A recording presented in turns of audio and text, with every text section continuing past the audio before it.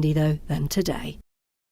Every morning from 6 o'clock, we'll wake you up with GB News Breakfast with all the stories you didn't know from the night before. So whether it's serious news, entertainment, or your own views from all over our great nation, we're here to kick off your day with a smile. The national media should be reflecting and reporting what's happening here. You will notice the northwestern accents.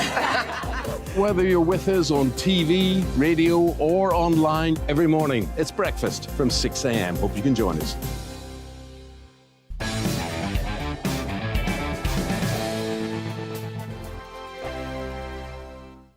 We are GB News. We're right across this great nation. On TV, on radio, on digital. Absolutely everywhere. We don't talk down to you. We embrace all voices.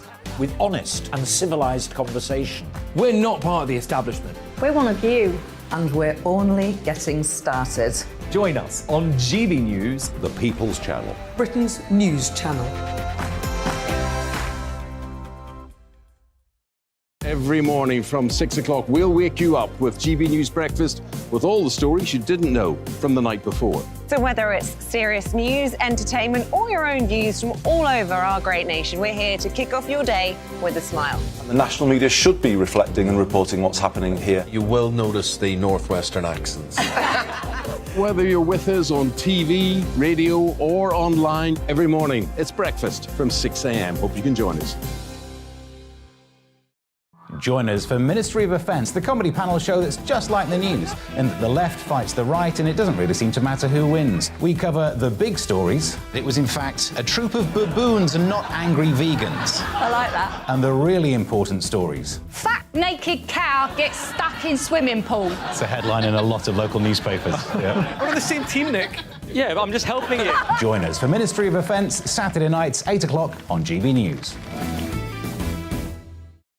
I'm Dan Wootton. Join me Monday to Thursday from 9 to 11 for the feistiest and most fun news debate on TV, where free speech reigns. I'll bring you a sharp take on the day's biggest stories, bombshell newsmaker interviews, and A-list guests. And I guarantee you, no spin, no bias, no censorship, and no reason to go to bed. That's Dan Wootton tonight, Monday to Thursdays from 9 on GB News.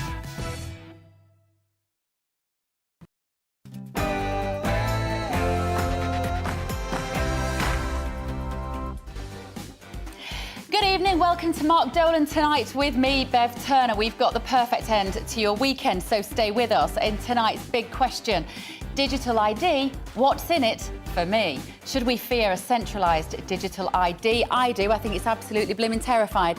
But maybe I'm wrong. We have two perfect guests to work it out. After Greta, the eco-dwarf, appeared at Glastonbury, we're going to be discussing whether politics and music festivals should mix. In the news agenda, should world leaders be joking about the size of their planes, idiots? And Wimbledon's female players revealing the stress of wearing white whilst playing on their periods, how times have changed. Reacting to those stories and joining me throughout the show are going to be my fantastic panel, entrepreneur and author Rebecca Jane, columnist at The Article and founder of the Contrarian Prize, Ali Mirage, and dating expert and author Kezia Noble. I'll see you after the headlines with Polly Middlehurst.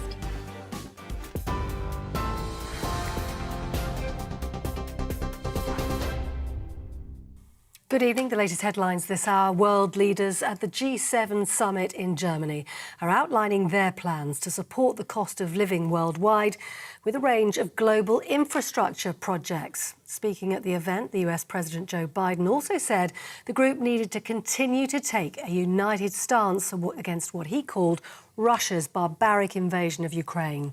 He says Western allies will also fund nearly $500 billion spread out over the next 5 years. Collectively, we aim to mobilize nearly $600 billion from the G7 by 2027. These strategic investments are areas of critical to sustainable development and to our shared global stability. Well, while G7 leaders have been gathering in Germany, Russia has launched a series of deadly missile strikes in the Ukrainian capital for the first time in weeks.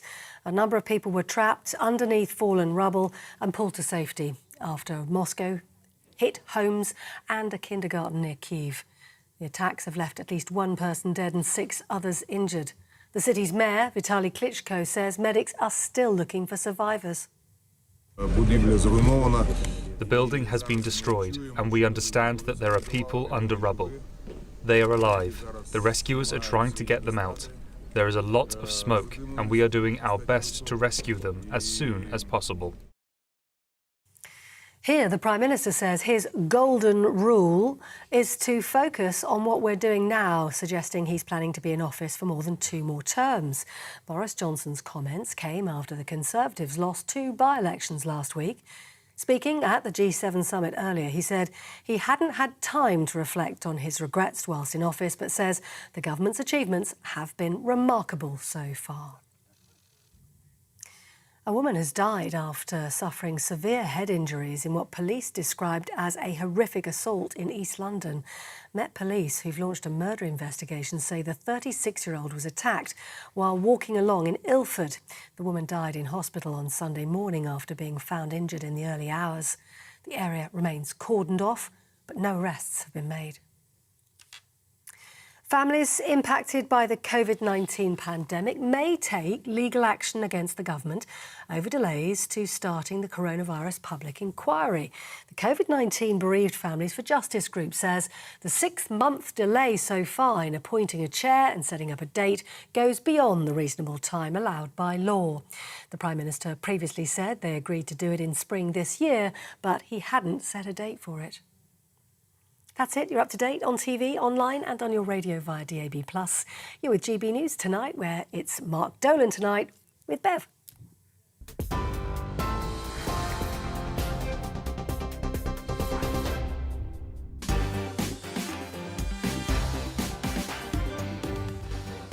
Thank you, Polly. Welcome to Mark Dolan tonight with me, Bev Turner.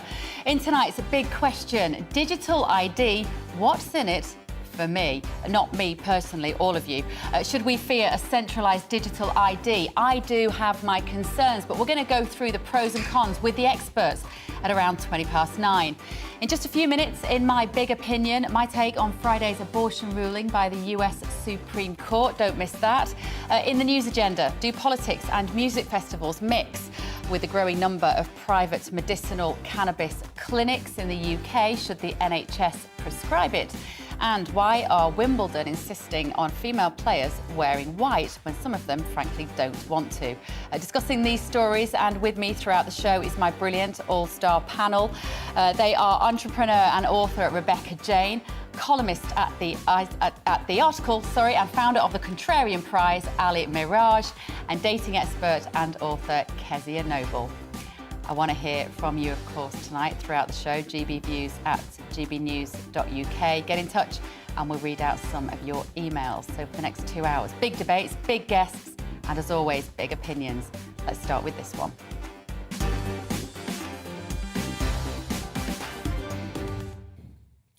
Now, whether you despaired or celebrated following the American Supreme Court decision yesterday to change abortion legislation, let's just picture for a moment the women in Alabama who were sat in the waiting rooms of gynecology clinics waiting for a termination. In a moment, their already stressful scenario worsened because they were told to go home. Or the 11-year-old girl from Missouri State Representative Betsy Fogel met. This child was raped by her uncle, who would have to endure the trauma of either giving birth or find the money and help to undertake a potentially long journey to a state in which she would be allowed to get her body back. Don't tell me that teenage girl should value the sanctity of a fetus above her own life path. In some states, abortion has already been outlawed, even in the cases of rape or incest, no matter what the age of the pregnant woman. It's estimated that roughly half the country will restrict or ban the procedure over the coming months. Saudi Arabian women now have better access to abortion than some of their American sisters. I've listened this week to apparently strong women preach that other women should be more careful or put their own needs to one side for the sake of the baby, or as one female American politician said, control their intake of semen, as though she was talking about alcohol units. The sentiments are rooted in judgment about character and morality. But they're also tone deaf to human frailty. Many women simply do not have the strength to assert themselves in a vulnerable situation with a man. Some lack confidence to seek contraception. Some have no control over their own lives as they're abused or raped. It's not enough to say, well, they should have that baby. They should just be tougher. But some of them can't be. Abortion is all that is left for these women once they've lost control of their fertility under whatever circumstances. We can't wag a finger and say, bad luck, that's life, get on with it. Even if abortion is simply required because a woman is not financially, practically, or emotionally ready for a baby, that's okay. And remember, these women have not made those babies alone. Too many men right now are standing by pointing fingers and making accusations of promiscuity, as though pregnancy is entirely a female pursuit. This judgment by court justices, positioned by Donald Trump like 3 hand grenades ready to go off a few years later, was a political, religiously ideological move which will reverberate for decades. And as this Bible-based pendulum swings, it might just smash out of existence legal gay relationships and even contraception, as stated by Justice Clarence Thomas. If you agree that the creation of new life must not be tampered with by mere humans, don't be surprised when they come for your condoms. Whilst expressing my disgust at the Supreme Court decision on Twitter yesterday, I was accused of supporting baby killers and received unsolicited videos of abortions. So let me be very clear. The 3 greatest moments of my life were meeting my babies for the first time, lifting them up out of the birthing pool and seeing their perfect little faces. It was what motivated me to work alongside midwives for nearly 10 years, educating pregnant women and their partners on their journey to parenthood. But my babies and all those I was lucky enough to meet were planned, cherished, and loved. Nevertheless, I am yet to meet a mother who didn't accept that growing, birthing, and raising a child is the most challenging experience that any human being undertakes. Done properly, it is a life of service. Nothing else has such a toll on our physical, mental, and financial well-being. It is a path of high highs, but also low lows. Just imagine how dark those lows must be if you never wanted a child in the first place. Asking any woman to endure such a lifetime's commitment against their wishes is, for me, the very definition of cruelty. Of course, even in America's harshest states, abortions will still happen. They will just be unregulated, expensive, and dangerous. And women will die, but at least some unwanted babies will still be born. So I guess that makes the virtue signalers feel okay. Abortion is divisive because women's health does not possess the value that it should. You are more likely to die in childbirth in America now than you were 50 years ago, and I don't hear much outcry about that. But what about the unborn babies' rights, people ask? Well, I'm so sorry, but they should not have rights. In the UK, a person only exists once they draw their first breath unaided without an umbilical cord. If a fetus has rights, a woman becomes, to quote Virginia Woolf from the 1940s, tota mulier in utero, nothing but a womb. She is merely an incubator, and we can then police her every move, what she eats or drinks, whether she does anything considered dangerous. And then a doctor will decide how she gives birth based on a subjective decision of what is safest. If men got pregnant, you can bet they would be strong enough to say, no, my body, my life, and protect their freedom to play sport, drive a fast car, or work a 12-hour day. And we women must do the same. Over the last 2 years, we've seen a horrible willingness to criticise thy neighbour. We were encouraged to dob in our friends if they had more than 2 mates round for a barbecue, wear a mask, stay at home, take a drug, all for other people. And you were deemed selfish if you suggested the individual might just be as important as the collective. Anyone who has seen the world through the prism of a power grab over the individual throughout the last 2 years cannot be surprised by this abortion news. The decisions around COVID caused a fundamental shift in the relationship between the state and our liberties, the ruling class and our bodies. For the first time in history, healthy people were not allowed to enter cinemas, aeroplanes or workplaces without having taken a mandated injectable drug. And the vast majority of folk were weirdly OK with that. And what did this ruling remove this week? The constitutional right to privacy under the 14th Amendment. It erodes the already shaky relationship between doctor and medic as the state is now involved in that partnership. A loss of choice, freedom, bodily autonomy, and now privacy. Welcome to the future.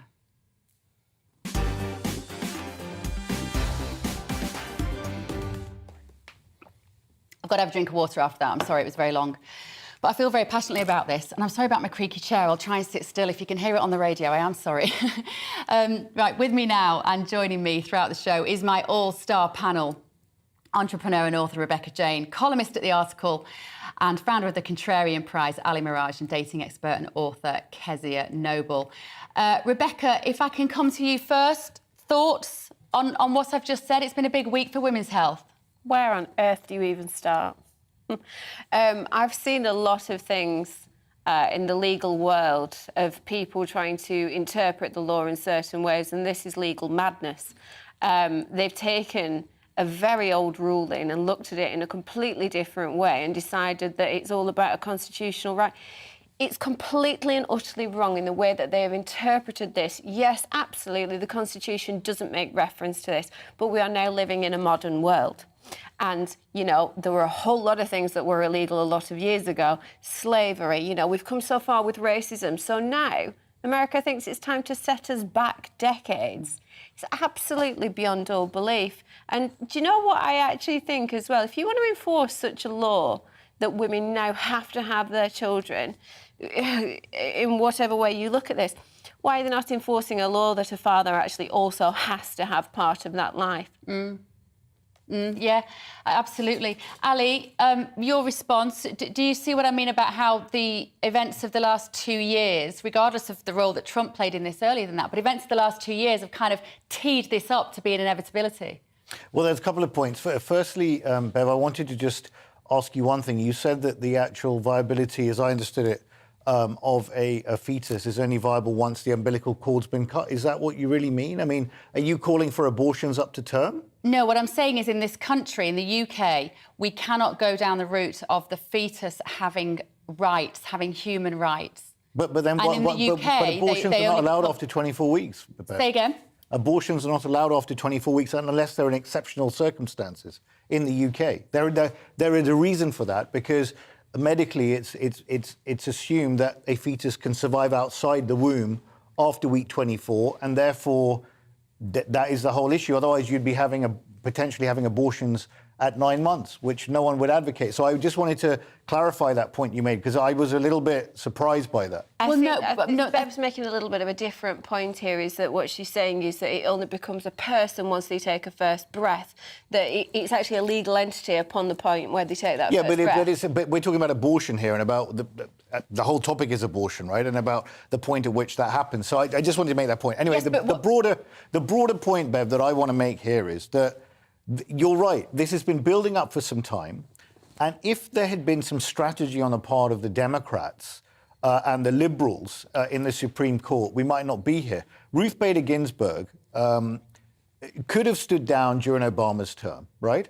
And allowed Obama to appoint a Liberal justice. Trump had 3 justices that he appointed in his term, more than George W. Bush, more than Bill Clinton, and more than Barack Obama, that each had 2.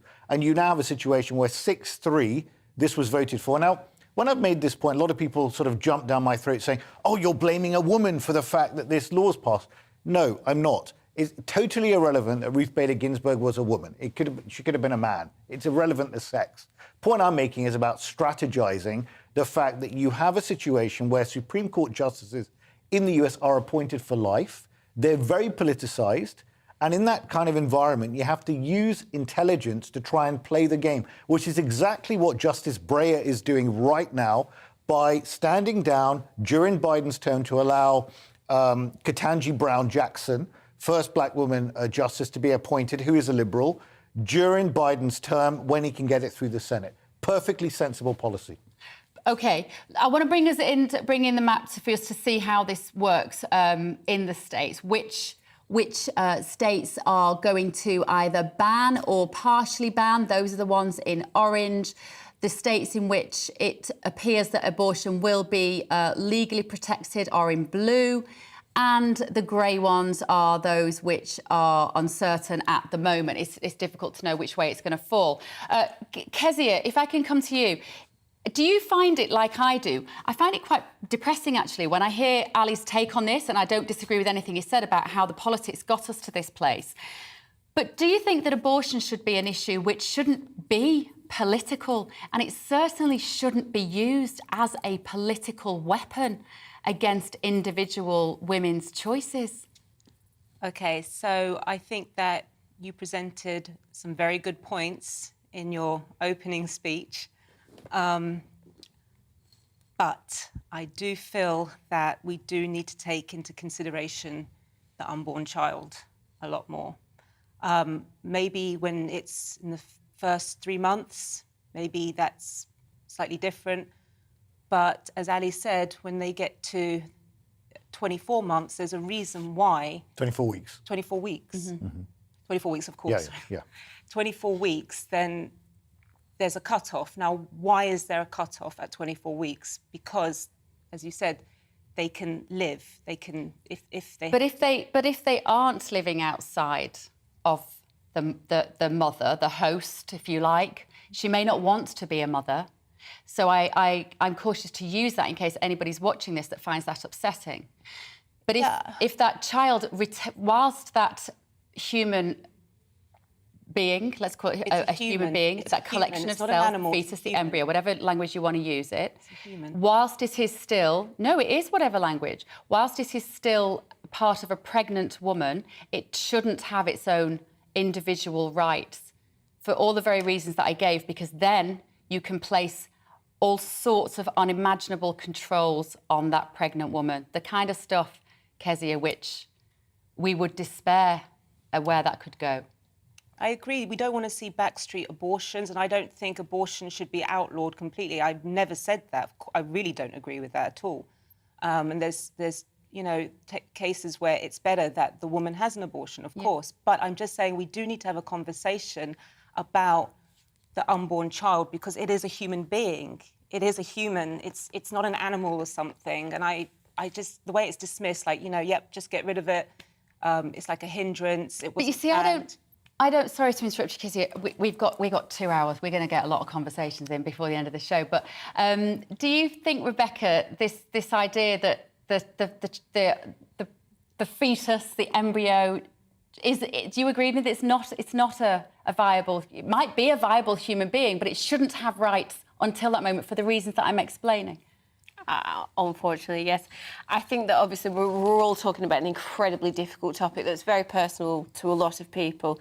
It is just my personal opinion that no, until that point where that child takes its breath, then it should not be classed as having. So Rebecca, are you calling for a change in the law? Are you calling for a change in the law? No, I think you're missing. I don't think I am, though. I don't think I'm missing the point. You are missing the point. There is a 24-week limit for a reason. Yes, and I'm not saying get rid of the 24-week limit. Keep the 24-week limit. Why Absolutely why fine. keep the 24-week limit? What's the reason for exactly keeping it? That's what we want. However, tell me this. This is a bit that I can't get. An 11-year-old child gets raped. And then we are then trying to insist that child who will probably... I almost died in childbirth. If I became pregnant now through some miracle, because obviously I can't have children because of that incident, if I became pregnant now because of that, I potentially would not survive, and my children that are here today would not have a mother. I should be allowed to make that right. If by any... It's not a case... It's not a case... I've lost my train of thought. Yeah, but we need to be specific about the language and what we're saying. Ali, OK, Ali, let me ask you. Let me ask you, Ali, then. If for whatever medical reason, Rebecca, and I'm so sorry, Rebecca, to make it personal, but I don't think you'll mind because you've just offered that as an example. Fine. If after 24 weeks, Rebecca found out that her pregnancy may not be viable and it might childbirth or to carry that baby longer could result in her death, would you be OK with that carrying on? No, of course I wouldn't. No. And there are provisions in law to allow that in exceptional circumstances. Of course, we're talking about completely different things, and we need to be very careful about the language and exactly what we're saying here. There is legal rules within the country, right, that are making this particular point for very good reasons. And no one is saying that if there is a danger to the mother's life, that could not be an exception. It's an exception in law. So that's a separate thing. The issue you've got here is, disagree on what? Exactly. I disagree. You're calling for a change in law. Law is open to interpretation, and this is exactly why we've ended up in the American situation that we have, because the judges have interpreted the law to their own meaning. For the last 40 years, this law has been in place, and nobody disagreed with it. No, Rebecca, right sorry. now. Rebecca, look, what has happened here is for 50 years, Roe versus Wade established a constitutional right to an abortion at a constitutional level. What has now happened is, as we see, is that a 6-3 majority on the Supreme Court of Conservative judges have ruled that is not the case. With their interpretation. It's a state matter. Right, that's what has happened here. Now, you can argue that that's a retrograde step. I personally also don't think it's particularly great, right? But what you're going to have now is 13 states have got trigger situations where automatically bans of abortions will come into those states. 12 other further states may also ban abortions. And this may also open the gates to other things like the reversal of gay marriage and other issues as well, potentially, right? But that's what we're talking about here. We've got to be careful about legal limits on abortion and why they're there. There's a separate but I haven't talked about that. Just, Ali, just to be clear, one of the arguments against abortion that's often raised, and it was drawn to my attention many times in the last 24 hours on social media, is what about the rights of the baby? Yeah. That's the argument, and that's what you've put forward. My point is that the rights of the baby inside the woman cannot exist, because once you give that baby rights, other than, as you say, a cut-off point sorry, for we're abortion... speaking across purposes. I'm sorry, I've got to pick you up on this. If you're calling for a change in the UK law that after 24 weeks you don't think there should be a limit, then what are you arguing? That's not what I'm saying. Because that's what the law is saying. The law is saying that baby is viable outside the womb after 24 weeks. That's why there's a limit. Otherwise, there'd be no limit. What I have been presented with repeatedly in the last 24 hours is this question: what about the rights of the unborn child? Right? Yes. And my point is, they shouldn't have any. So what about if somebody... Because they shouldn't have any. Because so what's the legal limit for? What if somebody wants to have an abortion because they find out they're having the gender they didn't want? It was a girl, it was a boy. They get rid of it. Is that OK? Because it has no rights.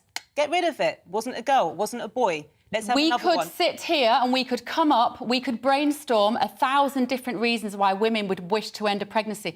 And you're right, Kezia, that would be one of them. But it is not my job to judge those women's choices. It is none of our jobs to judge any woman's personal choice on if they wish to end their pregnancy under whatever circumstances. And that might one day benefit our daughters, our sons in relationships with daughters, and it's something that is worth holding on to.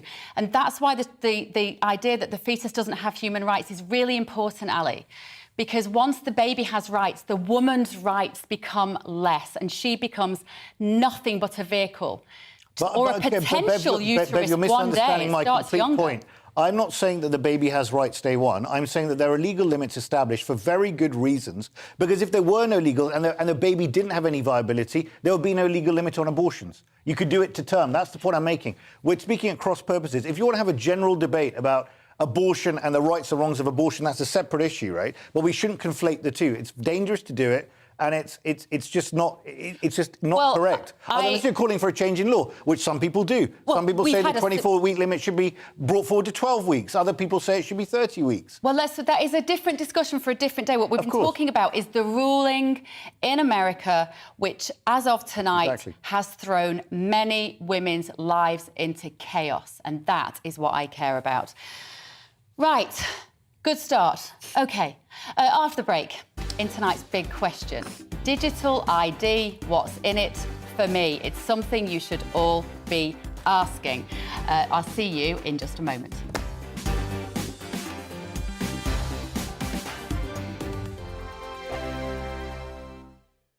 We are GB News. We're right across this great nation. On TV, on radio, on digital. Absolutely everywhere. We don't talk down to you. We embrace all voices. with honest and civilised conversation. We're not part of the establishment. We're one of you. And we're only getting started. Join us on GB News, the People's Channel, Britain's news channel. Every morning from 6 o'clock, we'll wake you up with GB News Breakfast with all the stories you didn't know from the night before. So whether it's serious news, entertainment, or your own views from all over our great nation, we're here to kick off your day with a smile. And the national media should be reflecting and reporting what's happening here. You will notice the northwestern accents. Whether you're with us on TV, radio, or online, every morning, it's breakfast from 6 a.m. Hope you can join us.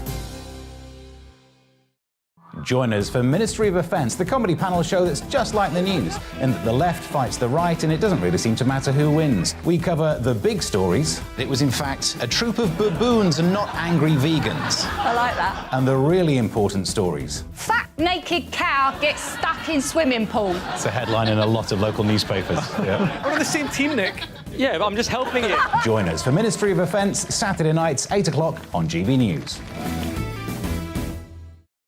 I'm Dan Wootton. Join me Monday to Thursday from 9 to 11 for the feistiest and most fun news debate on TV, where free speech reigns. I'll bring you a sharp take on the day's biggest stories, bombshell newsmaker interviews, and A-list guests.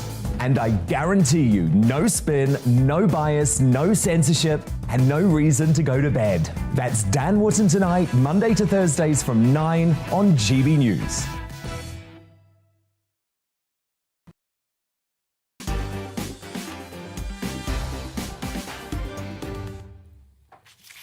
Welcome back to Mark Dolan tonight with me, Bev Turner. You've been getting in touch with your own. It's quite hot in here tonight. I'm afraid me and the panel, we might play strip GB News tonight, guys. I don't know. As every email comes in, we'll take off another layer of clothes. Kezia, my money's on you. Right, OK.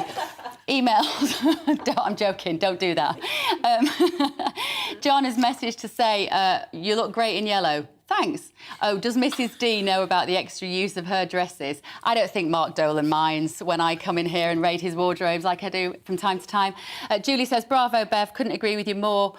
A termination of a pregnancy is between a woman and her doctor. And Bob says, having made a couple of criticisms to which Anna kindly responded, I wish to express my admiration at the decision of GB News to employ Bev Turner in a prime time slot. Why have you just given emails? It's people saying nice things about me. That's very nice of you guys, but I'm not sure our audience is that interested in that. But anyway, thank you. Do keep getting in touch, won't you? GBViews at gbnews.uk, or you can tweet us at GB News.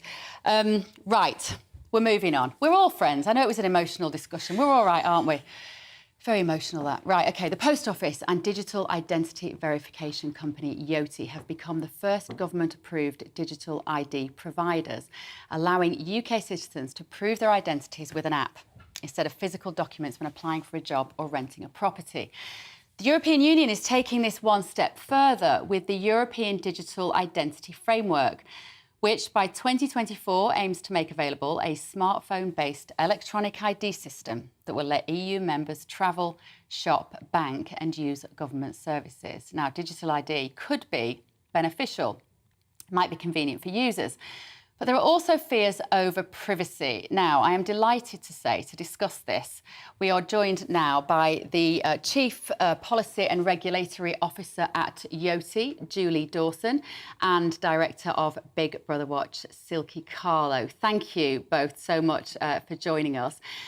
Julie, if I can start with you, will you just explain to us, please, what Yoti is, what it does, what your job involves, and how this is moving us into the future? Sure, thank you. So Yoti is all about letting people prove who they are or how old they are, either face-to-face or online. And if you think of a reusable digital ID, it's something that you can set up once and then have a more privacy-preserving way of sharing different things about you, maybe just your age, just the fact that you're over 18 or over 13.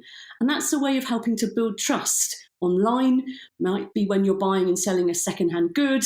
It might be when you're dating. It might be when you're going for a new job, or as you said, going through right to work checks, right to rent checks. There's lots of different ways in our everyday life that we want to have trust in the people that we're dealing with. We also saw during COVID that there was huge amounts of fraud, for instance, and the UK government lost somewhere between 15 and 20 billion because we weren't at that stage checking the identities of people that were applying for COVID loans. So I think all in all, this is an area where people can think and have options, but have new ways to prove things about themselves, their identity or their age. So how does it work? What does the process involve to register yourself? Sure, so you download an app from the App Store, and then you have a document such as your passport, your driving licence, maybe a citizen card in the UK. And in about 3 to 5 minute process, you're taking a selfie, you're adding a document, and then that document is checked. And then you set up this reusable digital identity. And once you've set it up, you can then just share, for instance, you're over 18 or over 13. On this video that you can see there, in a supermarket, you could have several options. You could wave over the attendant as normal, or you could scan a code and share just the fact that you're over 18. There was another option on that screen, which was a different one for age. Now, it sounds all very benevolent, does it not, Silky Carlo? Maybe this is going to be about convenience. My blood is running slightly cold. I can't lie, and that's why I'm so happy that you're here, because I want to hear both sides. Silky, does this worry you? There will always be the potential for some benefits with different forms of digital ID, and definitely convenience in certain circumstances. A supermarket till, for instance, will be one of them. But the bigger picture is that digital ID, especially large state-run centralised systems, have the potential to be a vehicle for enormous control. We go from operating on broadly a trust-based system in lots of scenarios, or having certain bits of paper ID, to being nations of people who walk around on license with a digital identifier that gives you certain rights and permissions. You know, I'm uncomfortable, for example, and Julie describes that the first step in dating might be to check someone's papers. That's a kind of nightmare citizen policing future that I really hope that we don't live in. And of course, you know, there's an enormous scope for function creep here, what's called mission creep, where you start with something that's just about showing you're over 18 to buy a bottle of wine, and then suddenly it becomes a digital ID that has all kinds of permissions and licenses as part of it. And that's what this EU scheme is looking like at the moment, something very expansive. And obviously we saw during the pandemic how, with the introduction of digital COVID passes, how suddenly any kind of digital ID was going to be used to deny people healthcare, exclude them from certain places, even lock them in their own homes. So it really can be a slippery slope. Julie, do you agree it has the power to be incredibly discriminatory? So I think even in today's world with a physical document, it can also be discriminatory. There are over 1 billion people on the planet that don't have a physical document and don't have any way to prove who they are or how old they are. And also, Suki mentioned the point of it being state-run. Well, there are many private sector organisations that are providing independent identity and age checking and letting you share not all of the details from your document, but just what's needed when it's needed, specifically to prevent fraud and to give people more options. So absolutely, I agree with Silky. Probably the only point we agree on is the fact that it should be something that's optional. People should have choices of different ways to prove age and prove identity and decide what works for them. So for instance, over 12 million people already have opted to set up a digital identity with Yoti, and even more, over 500 million to do age checking. So I think part of it is a consumer choice. Will there be a choice, though, eventually? Because, of course, once it becomes too inconvenient to leave the house without your phone, so you can scan your QR code, or let's even go further, it reads your face when you walk into the supermarket, you won't have a choice, will you, Silky? It seems inevitable that choice is going to be gone like that.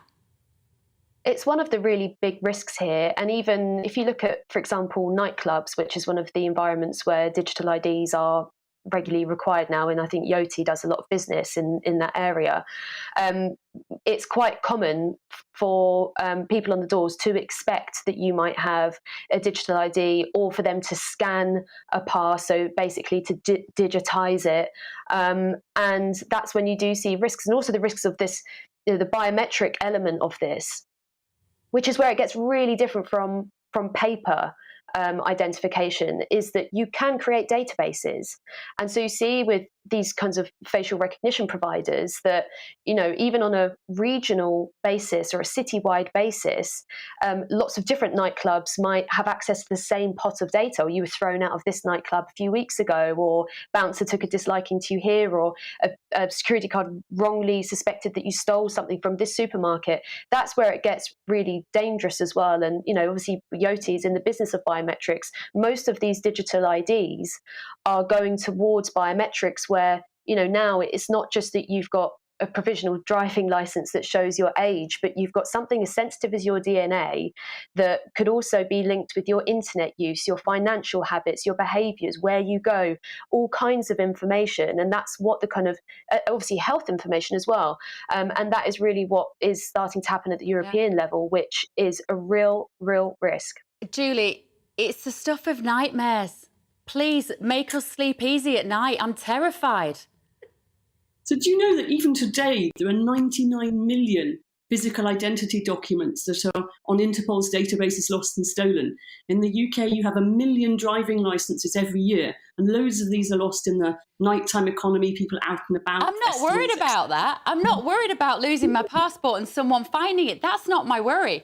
My worry is... The worry really is when that document is taken by a fraudster, because that then can lead into quite a lot of identity theft and even more difficulties for you. But I'm worried about that document being taken by the government and then used against my free will by preventing me from doing something like the Chinese social credit system.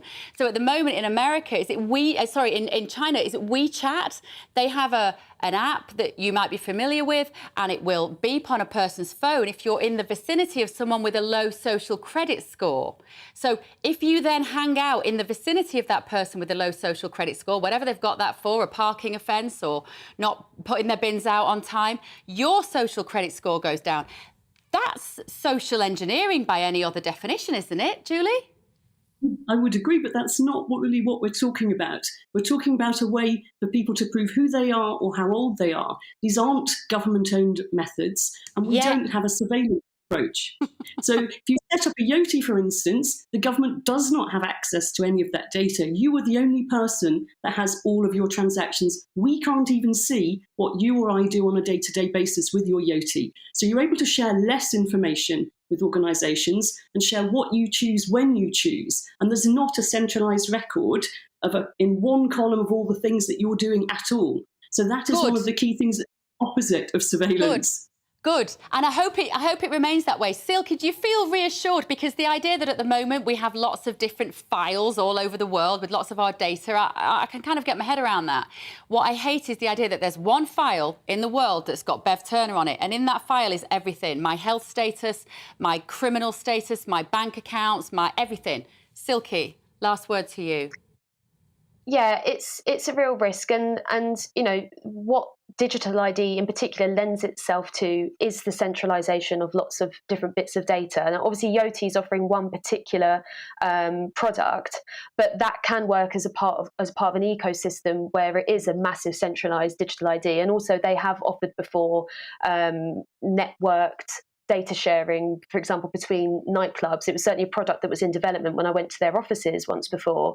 So, we have to be cautious about what we're building here. I would encourage skepticism when people tell you that it's about increasing access, inclusion. This might not be a very good thing to be included in for everyone. All right, ladies, thank you so much. Julie, I really appreciate it. You are, Julie, one of the first people I've ever seen come on national TV and talk about the impending digital identification boom that we're all going to be part of. And I just think it's a conversation that we should be having so much more to talk about the pros and cons, and I really appreciate it. Thank you so much. Julie Dawson there, direct from Yoti, and director of Big Brother Watch, the fantastic Silky Carlo. OK, that's what my guests think. Panel, what do you think? I'm going to come to you in just a moment. We ran a Twitter poll, apparently, just over 75%. I don't know what that means, but I'll come back to that in a minute when someone's explained it to me. Rebecca, digital ID, good or bad? I'm out.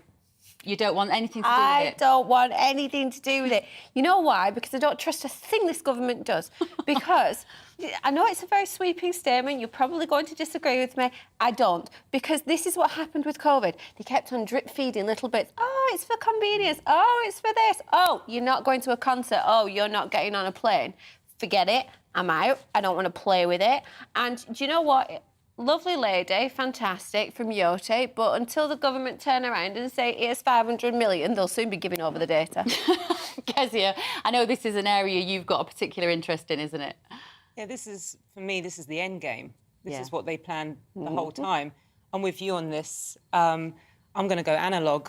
The first thing they're going to put on that digital ID is your vaccination status. Yeah. First thing. So I'm screwed if that happens. Anything that has been inspired from the Chinese social credit system is awful. This is what they've been planning to do. I believe that. I know some people are going to sit at home and say, well, this is a crazy conspiracy theory, but the conspiracy theorists have been right so many times, and they've been saying for a long while, this is coming down the road. Israel put in something like this during the, COVID. The Green Pass. The Green Pass. They invented it. Yeah. It's not a coincidence either that it's called a Green Pass, because of course it started with COVID, but it will be, you have to control your behaviour in order to save the planet.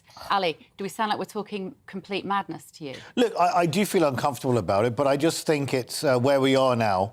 It's a bit like trying to close a stable door after the horse has bolted. I think people are living their lives online. Younger people are much more comfortable with it. They accept the fact that a lot of their data will be shared. When you go to Europe, go to Germany, go to Switzerland, you have to show your vaccination status everywhere you go. Are you OK with that?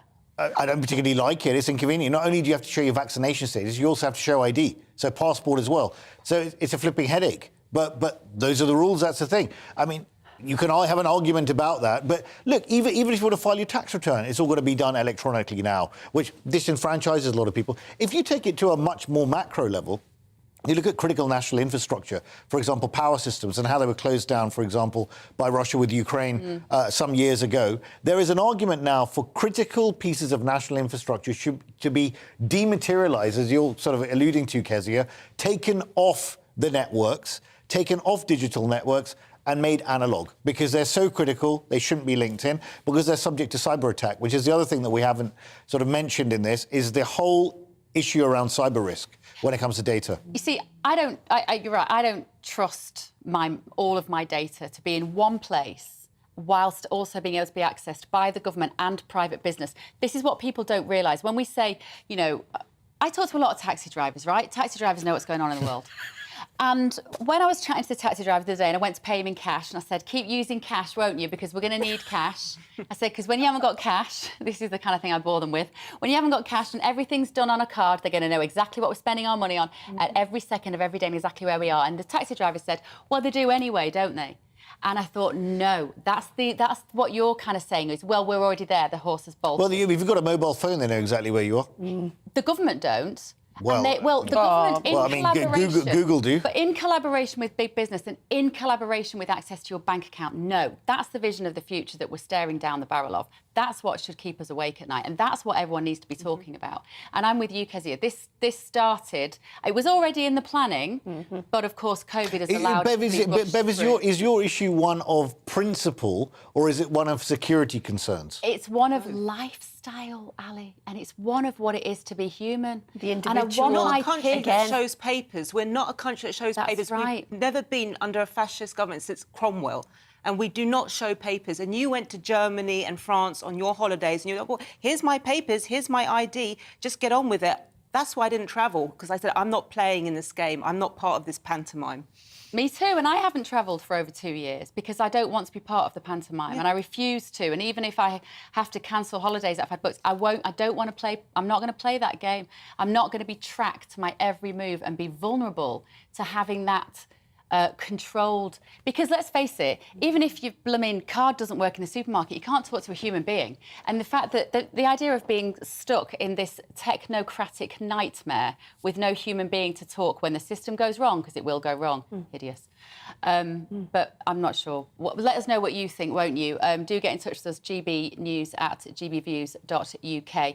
We did run a Twitter poll and we asked, I now know what the question was, will digital ID be a force for good? And just over 75% of you said no. 24% of you said yes. There you go. Well, that's good to know. I think we've hopefully a lot of the nation are waking up to this, because I do think it's something we need to be worried about. I don't like giving you things to worry about. Now, listen, after Greta the eco-dwarf appeared at Glastonbury, we're going to be discussing whether politics and music festivals should mix. Don't go anywhere, I'll know if you have.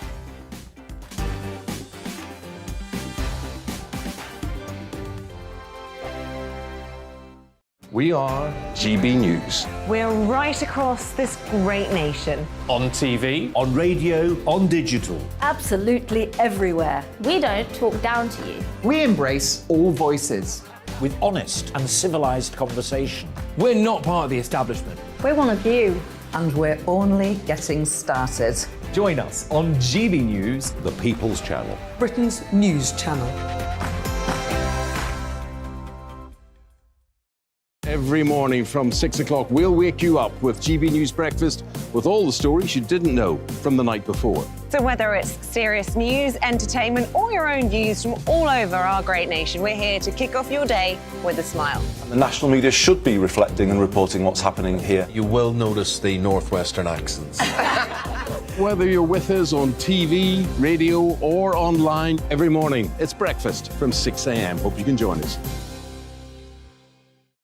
Join us for Ministry of Defence, the comedy panel show that's just like the news, in that the left fights the right and it doesn't really seem to matter who wins. We cover the big stories. It was in fact a troop of baboons and not angry vegans. I like that. And the really important stories. Fat naked cow gets stuck in swimming pool. It's a headline in a lot of local newspapers. Yeah. We're on the same team, Nick. Yeah, but I'm just helping you. Join us for Ministry of Defence, Saturday nights, 8 o'clock on GB News. I'm Dan Wootton. Join me Monday to Thursday from 9 to 11 for the feistiest and most fun news debate on TV, where free speech reigns. I'll bring you a sharp take on the day's biggest stories, bombshell newsmaker interviews, and A-list guests. And I guarantee you, no spin, no bias, no censorship, and no reason to go to bed. That's Dan Wootton Tonight, Monday to Thursdays from 9 on GB News.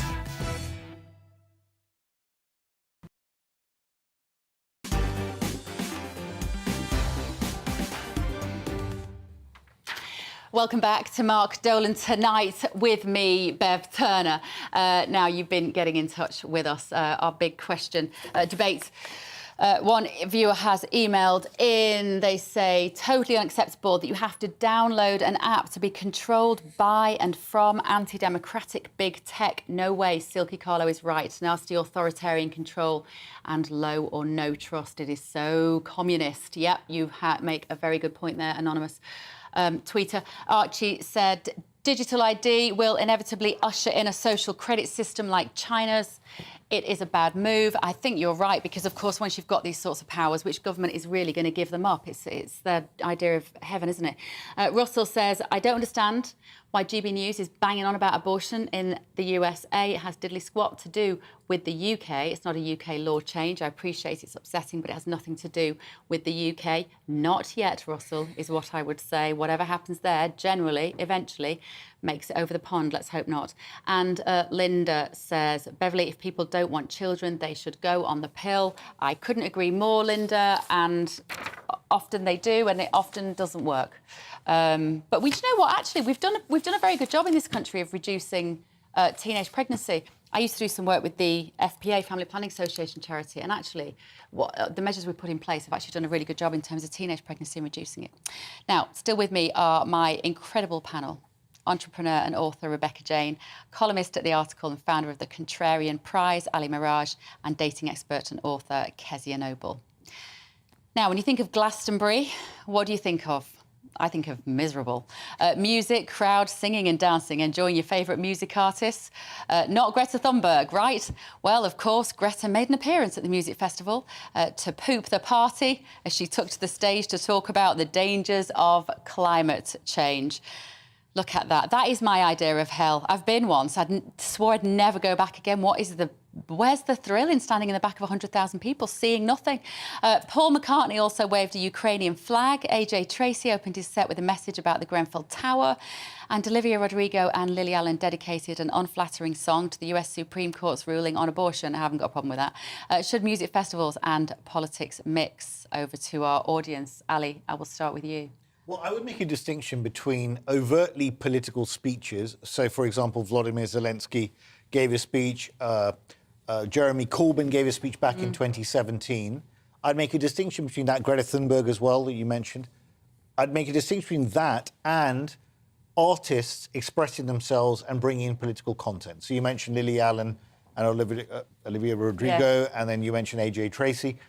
But it has to cut both ways. So, for example, if you had a conservative Christian artist who wanted to, in their particular address or song, say that they disagreed with the constitutional right in the US to gay marriage, they should be allowed to do that on that basis. The tendency, I feel, is that this tax to the left. That wouldn't be acceptable. And I'm not saying I agree with that, by the way. I'm just saying, playing devil's advocate, that if you want to go down that road, then it should be open.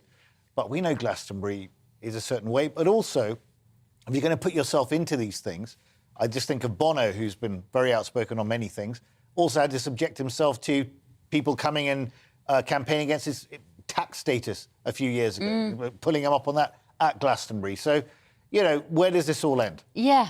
It feels like a fairly new thing, Kezia, doesn't it? That everyone's got a virtue signal about something, right? Everyone's got to have some sort of political stance on something. Does it feel like a recent development for you? I can't really remember it growing up. I think it's since Brexit. It seems to have got worse. I think everyone just wants to... I'm not a Tory, but everyone seems to really just want to attack the Tories since Brexit. I've noticed it's crept up a bit. I'm actually surprised that Zelensky didn't fly in and do a duet with Paul McCartney. I know. Well, he does pop up everywhere, doesn't he? If he's not popping up here, he has the celebrities landing over in Kyiv to go and shake his hand in a basement. I mean... You see, I don't have an issue with him giving an address to the UK Parliament, particularly. But, I mean, a music festival... Zelensky is a very courageous individual and he's leading his country, and we know Kalush Orchestra were there doing their thing and all the rest of it. Fine. I mean, it's a music festival. It's a music festival, Rebecca. However, do you know what it is as well? I think it's the crowd, isn't it? It's a generally... Well, I was going to say it's a very young crowd, but I don't think Glastonbury is necessarily anymore a very young crowd, is it? No, I don't think it is, actually. I think it is very mixed. But in one respect, I'm like, do you know what? Actually, yeah, it's probably a good thing because we do need people championing stuff, but I don't want Greta Thunberg championing anything else. Like, I've had enough of her. We've been ranted to by a teenager for nearly a decade now. It's got to stop. Like, enough. But no, it can be beneficial at times. But the problem is what are they actually, talking about? The thing about Grenfell, absolutely. Do you know what? Because everybody's kind of forgetting about it. We're 5 years on. It's now out of the spotlight. So do you know what? Fine, give it a bit more spotlight. But, would I be saying that if it was something I didn't agree with? And I think, actually, this whole virtue signalling, I think it started with Greta. I think she's to blame for it. Do you? That's interesting. What do you think, Kezia? Greta Thunberg, is she a force for good, or is she a World Economic Forum puppet sent out there to tell us all to behave in a certain way? I don't want anyone to speak to me about climate change again, whether it's her or you or anyone. I'm done with it. I'm sorry. Be quiet, Bev. Look. Don't talk about that. It's just, what I'm trying to say is that it's being shoved down our throat all the time, this climate thing, all the time. What did someone say the other day? They were like, we are struggling with the catastrophe, emergency of climate change. so we are restricting this many cars going into this part of London or something. I just thought, oh my God. Yeah. So overdone. Well, it's the idea, we've got to move on, but it's the idea that it's done, the science is done, we've all got to buy into it, right? I'm not sure I believe that. Now, coming up, we're going to have a first look at tomorrow morning's papers, plus we'll be talking about Boris Johnson's private jet, cannabis and periods in the next hour. Something for everybody. Don't go away. Looking ahead to tomorrow's weather, and the UK is looking fine in the east and the southeast of England, whilst a front is bringing showery rain elsewhere. Let's take a look at the detail. Starting off in the southwest of England, and that weather front means it's going to be a very wet start for some, though by 7 o'clock the rain should have cleared in western parts. In the southeast, it'll be fine with plenty of summer sunshine throughout the morning. Maximum temperatures won't be quite as high, though, as they were today. A wet start across much of Wales due to that weather front coming in and bringing outbreaks of rain, sometimes very heavy, although that will push eastwards. Also a wet picture across the northwest of England tomorrow morning. The rain clearing by the afternoon, though, and it will be less windy than today, with temperatures reaching highs of around 17 degrees Celsius. Whilst northeastern parts should have a mostly fine start to the day, that weather front arriving by about mid-morning, bringing outbreaks of showery rain for many, albeit not as heavy as further west. The worst of the rain will have cleared much of Scotland, with only a few lingering outbreaks in the east. Showers developing, but it will be drier and much less windy than it was today. A mostly cloudy picture for Northern Ireland first thing, with some showers around, turning drier and brighter through the morning with highs also around 17 Celsius. So the front then continuing to progress eastwards throughout the day, bringing showery rain for many, noticeably less windy though than today.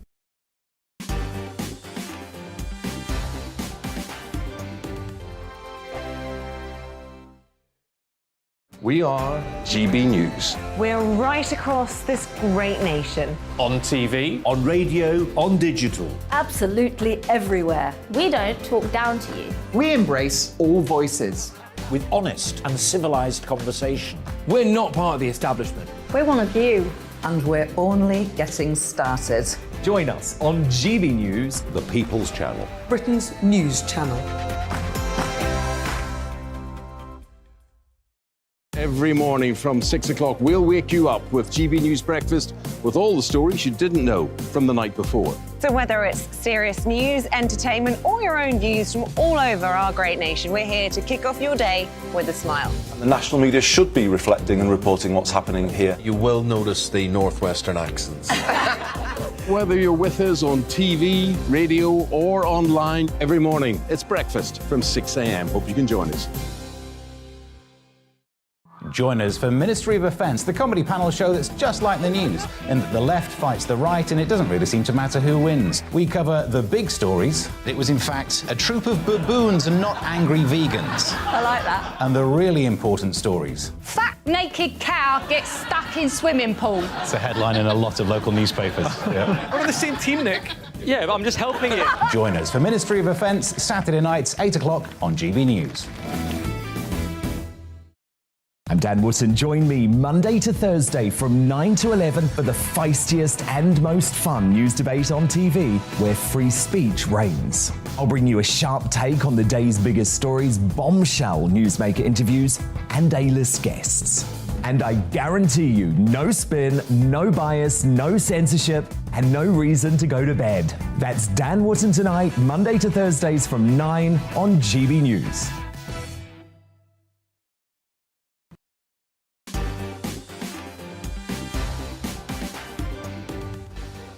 Hello, it is Sunday night, it is 10 o'clock. This is Mark Dolan, but with me, Bev Turner. Coming up, should airline staff intentionally strike to disrupt families on their summer holidays? In the news agenda, should the NHS prescribe medicinal cannabis? And why are Wimbledon insistent on female players wearing white? Discussing these stories with me throughout the show are going to be my fantastic panel of entrepreneur and author Rebecca Jane, columnist and the founder of the Contrarian Prize, Ali Mirage, and dating expert and author, Kezia Noble. Plus tomorrow's papers at exactly 10:30. I've got them here, I'm not showing you. But first, the headlines with Polly Middlehurst.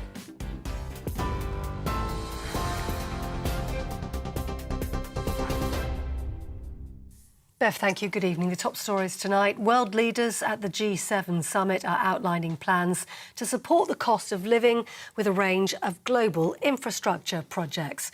Speaking at the event in Germany, US President Joe Biden also said the group needed to continue to take a united stance against what he called Russia's barbaric invasion of Ukraine. He said Western allies also need to fund nearly $500 billion spread out over the next 5 years. Collectively, we aim to mobilize nearly $600 billion from the G7 by 2027. These strategic investments are areas of critical to sustainable development and to our shared global stability. But as the G7 leaders were meeting in Germany, Russia launched a series of deadly missile strikes in the Ukrainian capital for the first time in weeks. A number of people were trapped underneath fallen rubble and pulled to safety after Moscow forces hit residential areas and a kindergarten. The attacks have left at least one person dead and 6 others injured. Here, the Prime Minister says his golden rule is to focus on what we're doing. As he suggested, he's planning to be in office for another 2 more terms. Boris Johnson's comments come after the Conservatives lost 2 by-elections last week.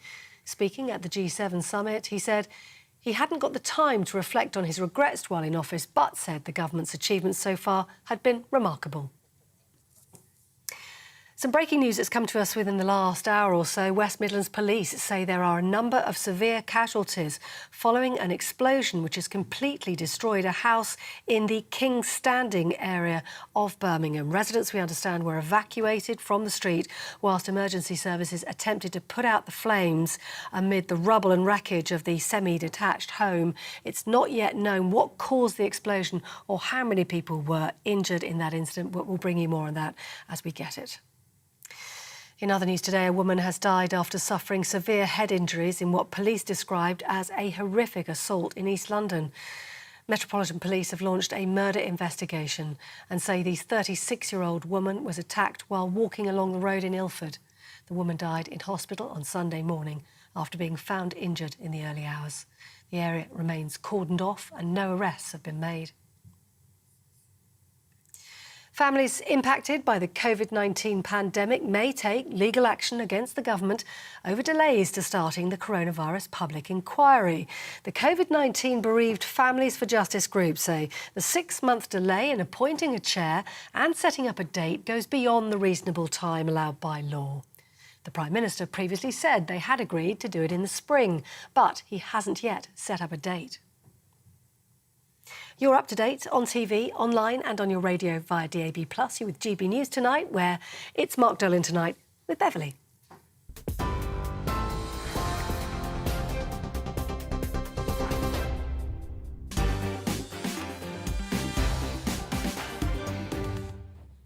It is just after 10 o'clock on a Sunday night. This is Mark Dolan tonight with me, Bev Turner. Now, in a few minutes' time, the airport chaos is only going to get worse next month. Do not tell me. Should airline staff intentionally strike to disrupt families on their summer holidays? In the news agenda, we're going to discuss whether Boris Johnson and Justin Trudeau should be joking about the size of their private jets. No innuendo, please. And should the NHS prescribe medicinal cannabis? And why are Wimbledon insistent on female players wearing white when they are not very happy about it? Discussing these stories and joining me throughout the show are still my fantastic panel. Rebecca Jane, we have got Ali Mirage and Kezia Noble. So I want to hear from you, of course, throughout the show. GBViews at gbnews.uk. Get in touch and we will read out as many of your emails as we can throughout the show.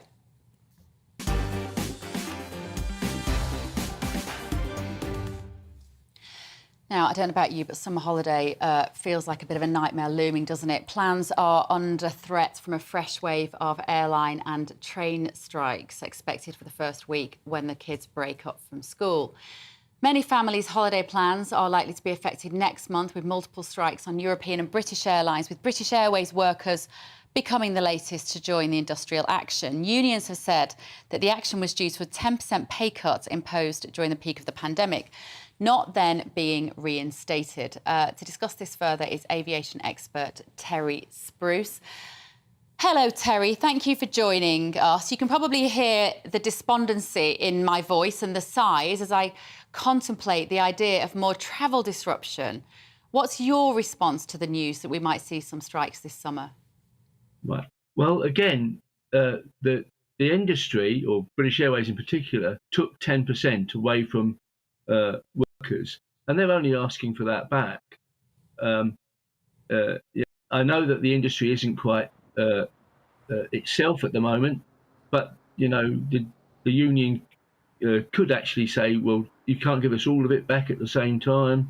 Give us some of it back, and then when the industry gets back more normal on its feet, to give us the rest. Again, I don't know. The threat of strikes. You know, if British Airways say yes, we'll do that, then I can't see the industry or British Airways staff striking. Somehow, though, Terry, the bosses of these airlines have not kept the staff sufficiently happy or motivated to help them get through this really difficult period ahead, because the airlines have been hit. They've had some bailouts, but they've massively been hit by the pandemic and how difficult it is now to travel. Shouldn't their employees just be a little bit more patient and bear with them while they build back their profits? I think they should, but again, I've sort of listened to some of the sort of main unions that these staff are represented by, and they're very, very harsh. They want it all straight away. Where if I was a union boss, I'd say, look, let's negotiate part of it first, and then see in a few months' time when we're back to more normal to actually get the rest. The problem again is that we've got 11% inflation coming along the track, which is again why the transport industry is trying to get as much as it can as soon as it can. It might be argued maybe that the train strikes that we've seen in this country have emboldened or inspired the aviation industry to take similar action. Do you think that's happened? I wouldn't necessarily agree with that. I don't think so, because they're two different unions, and I think one union is quite a radical union. The other one, I'm not quite so sure. The airline industry is usually quite I won't say timid industry, but it at the moment it's having difficulty with recruiting staff. Why is that? Where have they gone, Terry? Do we know? Did they just leave the industry and go elsewhere? They've all gone to become Tesco delivery drivers. Yeah, I mean, you have people. Again, when you have new people, it does take a long time for them to be trained and then for them to pass their security checks. So I've heard that some people that have done the training and were waiting for their security passes have actually found other jobs quickly and then decided the airline industry isn't for me, and they've gone away and started a new job within weeks. I wonder if that's also partly because it feels like a very insecure industry. And do you think the government could be doing more to reassure the tourism industry, the aviation industry, to reassure them that we are all going to be allowed to fly in the next 10 to 20 years? Because I'm not even sure we are going to be allowed to. I think we are. I mean, many people fly quite regularly. I personally fly quite regularly for work. So, and I'm only an aviation journalist. I'm nothing really special. I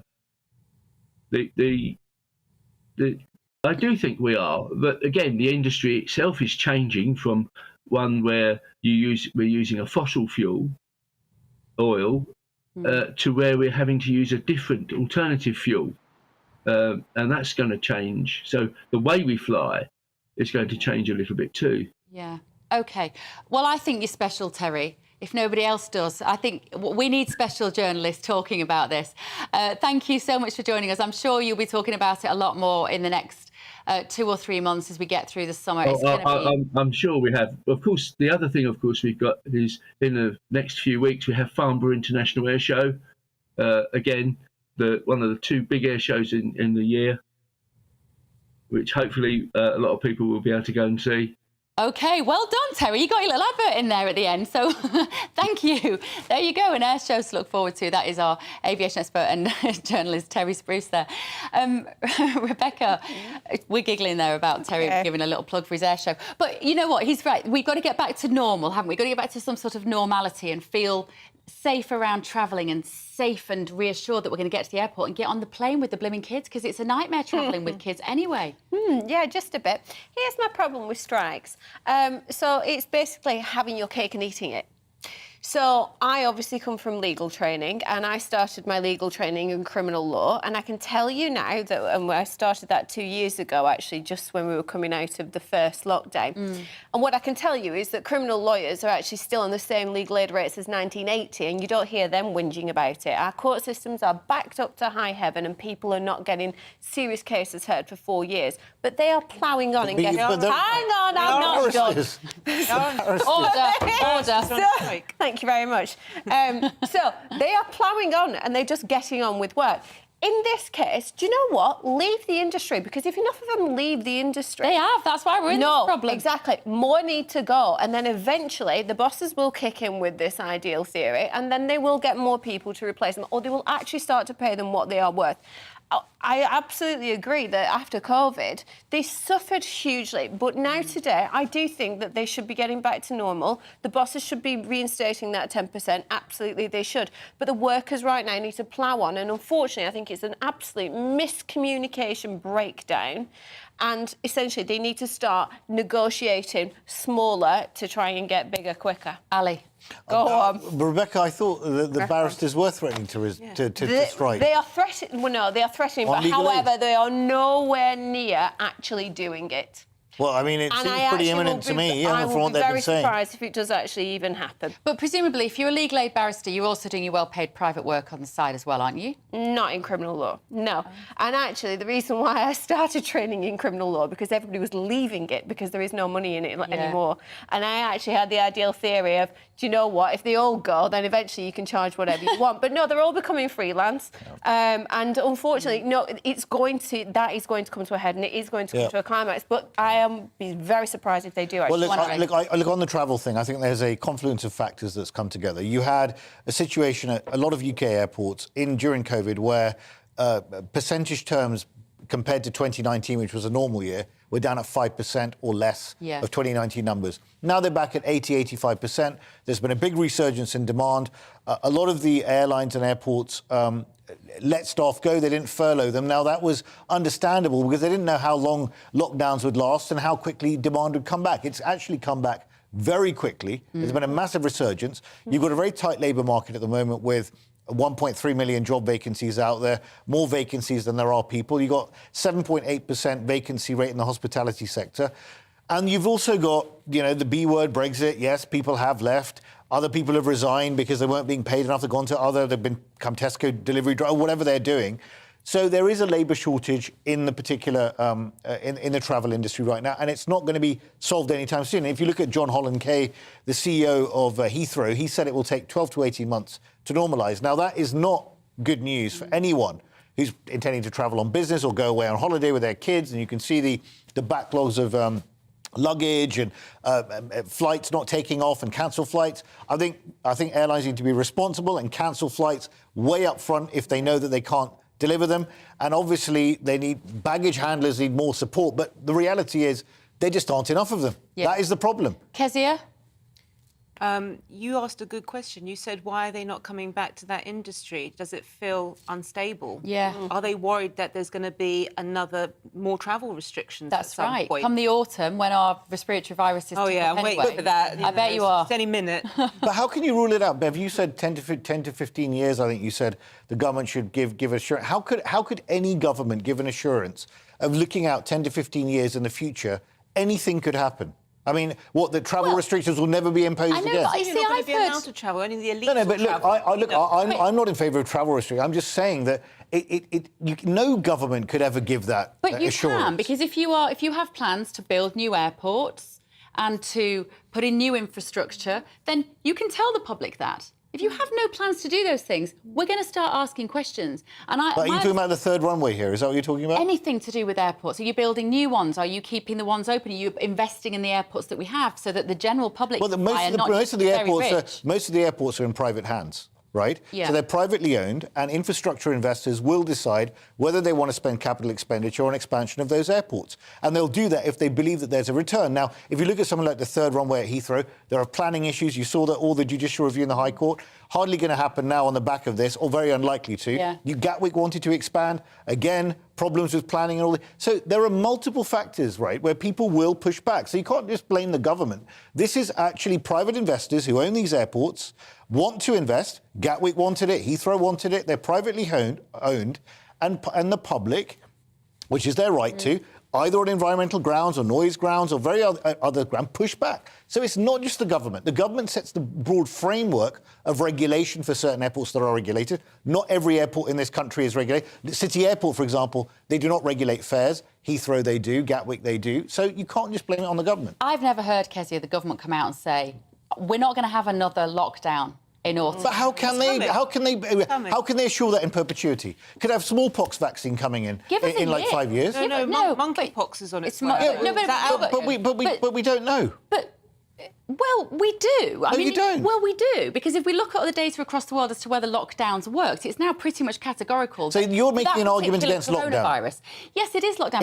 In any circumstance? Unless there was a nuclear fallout. Yes. There was a nuclear fallout. Yes, not for a virus of a 99.8% recovery rate. That's what we're looking for. And I suppose the reason I haven't travelled for 2.5 years, Kezia hasn't travelled for 2.5 years, is because we've been in this state of constant insecurity and we don't know what the rules are going to be, and it just feels like too much hassle.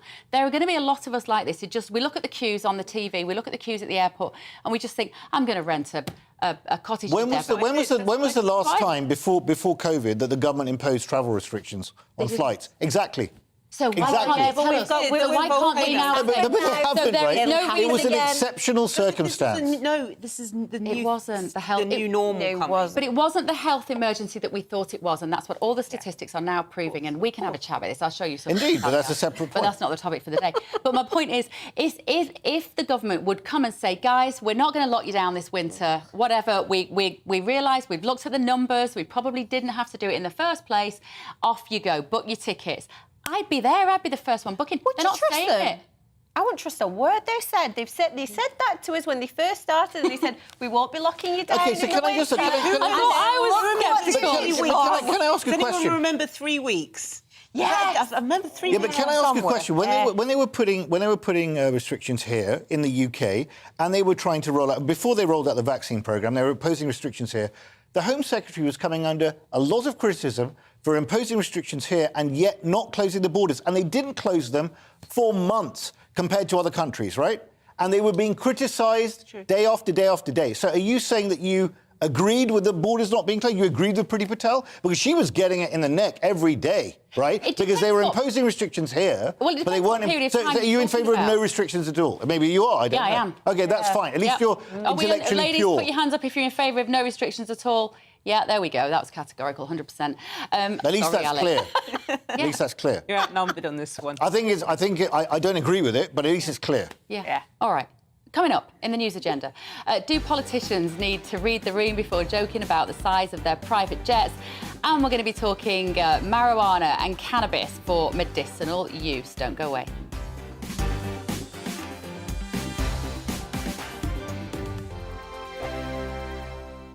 We are GB News. We're right across this great nation. On TV, on radio, on digital. Absolutely everywhere. We don't talk down to you. We embrace all voices. with honest and civilised conversation. We're not part of the establishment. We're one of you. And we're only getting started. Join us on GB News, the People's Channel, Britain's news channel. Every morning from 6 o'clock, we'll wake you up with GB News Breakfast with all the stories you didn't know from the night before. So whether it's serious news, entertainment, or your own views from all over our great nation, we're here to kick off your day with a smile. And the national media should be reflecting and reporting what's happening here. You will notice the northwestern accents. Whether you're with us on TV, radio, or online every morning, it's breakfast from 6 a.m. Hope you can join us. Join us for Ministry of Defence, the comedy panel show that's just like the news, in that the left fights the right and it doesn't really seem to matter who wins. We cover the big stories. It was in fact a troop of baboons and not angry vegans. I like that. And the really important stories. Fat naked cow gets stuck in swimming pool. It's a headline in a lot of local newspapers. Yeah. We're on the same team, Nick. Yeah, but I'm just helping you. Join us for Ministry of Defence, Saturday nights, 8 o'clock on GB News. I'm Dan Wootton. Join me Monday to Thursday from 9 to 11 for the feistiest and most fun news debate on TV, where free speech reigns. I'll bring you a sharp take on the day's biggest stories, bombshell newsmaker interviews, and A-list guests. And I guarantee you, no spin, no bias, no censorship, and no reason to go to bed. That's Dan Wootton tonight, Monday to Thursdays from 9 on GB News.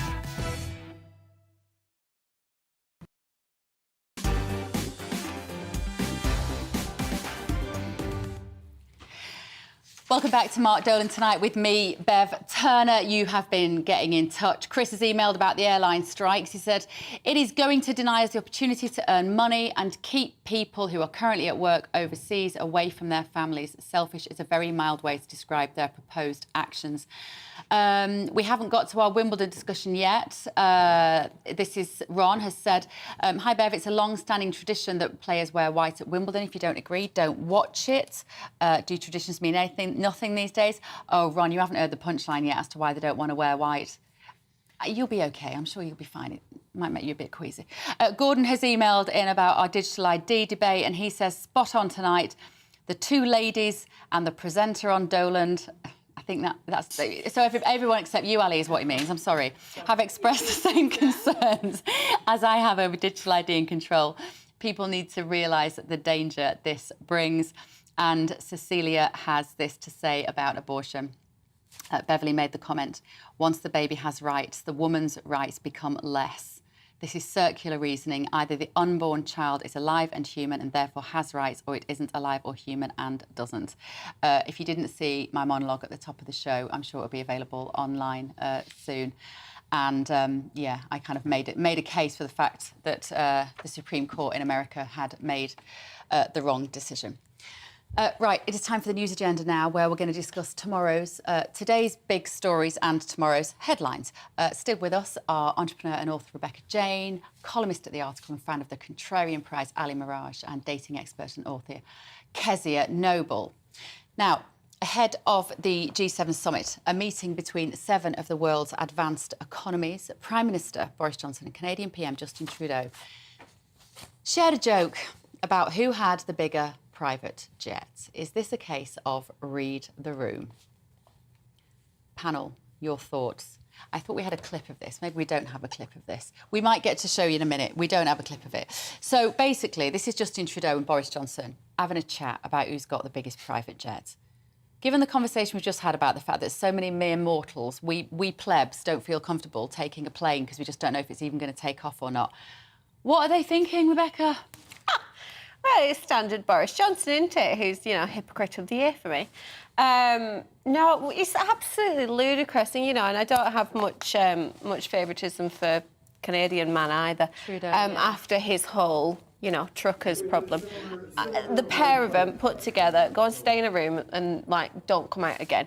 Why on earth would you be joking about that when diesel is over £2 a litre now? What on earth is going on with our country? And he's joking about a private jet. Get lost. So this is the clip. We couldn't hear the audio in it, but they obviously didn't think necessarily that the public could hear them. They're mic'd up. It's at a press conference at the G7 in Germany. And I think it was Boris Johnson who said something about seeing the plane that Justin Trudeau arrived on. Ali, what do you think about when we hear that, even if it's meant to be off camera? Have they just not understood what real people are going through? I think they're joking with each other. I mean, I think that's what it is. I mean, look, I'm not Boris Johnson's fan at all. I mean, I've been giving him kickings regularly for months. But, I mean, I can't get too excited about two guys showing off who's got the bigger plane. I mean, just to put it in context, I do think that a head of state, such as the UK, should have a plane that he goes around with. Prince Charles also, the royal family also have that. And these planes, by the way, are built under a partnership between the private sector and the public sector. There are 14 of them, and they're mainly used for air-to-air refuelling in combat missions. That's what they're there for. A couple of them have been repurposed for the need to actually go on trade missions or go on issues like this. So I think it's perfectly acceptable for a G7 nation like the UK to have its head of government go around in a plane. I don't think that's an issue. Maybe it was a bit insensitive, but they didn't know they were probably going to be heard on camera. I can't get too excited about this. OK. Kezia? I'm like you, I can't get too excited about it. I think it's just a joke. But I'm just, looking at that clip, he didn't have a mask on, Justin Trudeau. I mean, that was just... that makes a change. Wow. And anything that comes out of that guy's mouth is just revolting anyway. I'm not a fan of his, so... But, yeah, I'm not really too triggered by this. Well, OK, we've got nothing else to talk about then, so what are we going to do for the next 5 minutes? Fabulous. Any holiday plans, anybody? No, we can't, because we're going on a plane. But that's the point, isn't it? We're all feeling like we are... as I said, we're in these really uncertain times and we don't know if we're ever going to be able to get back on an aeroplane or not.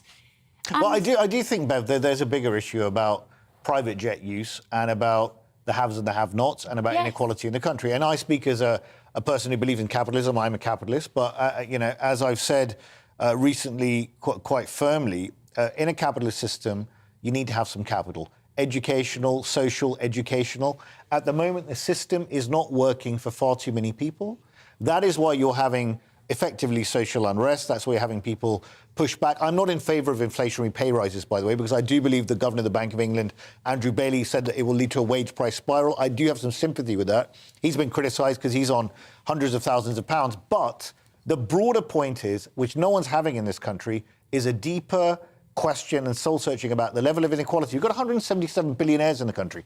Great. I'm all for billionaires. However, they've accrued 10% of their income has increased in the last year, in COVID, where other people are suffering. Now, that is fine for a period of time, but there will be a revolution. We already had one in Brexit. We're going to have one now. You see the RMT. A lot of people are quite relaxed about the RMT. I mean, I'm not in favour of strike action. But the reason why more people have not come out and condemned it is because people can understand that people are suffering right now. I said exactly that on telly the other day. I said exactly that when I was up against 3 people who were saying how outrageous that they're inconveniencing people. I said, no, yes, they are, it's awful. But they are effectively trying to stand up for everybody, because if they can push back against... I'm with you, Ali. I like capitalism. Capitalism gives you an opportunity to be the best that you can be, right, if you're prepared to work hard. What I'm not a big fan of is corporatism, which is creeping in and in and in and in. And it feels like in that environment, you've got 0 hours contracts, you've got no job security. Well, that's where the revolution's going to come from. There's not going to be any revolution. Why not? Is everyone just a bit too... keep giving people bread and circuses and they're fine. There was no revolution during the lockdown. There were protests. There should have been a huge revolution. You put on Netflix for people, you make sure they get their Deliveroo, they're good. Well, Kezia, look, I think Brexit was a kind of Brexit was a kind of a revolution. But the other thing is, look, there's an economic historian called Rutger Bregman, right, who went to Davos a couple of years ago, first time, and said, look, I'm a bit overwhelmed about being here. It's like lots of talk about climate change. Everyone's flying around the private jets. And he made a very powerful point, right, which was, can people here stop talking about philanthropy, all you billionaires, and just start talking about paying your taxes, right? Yeah. And he absolutely made a powerful point, and I agree with him.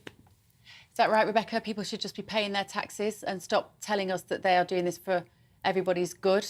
Yeah, more virtue signalling. Yeah, it's what we do these days, isn't it? That's all we've got.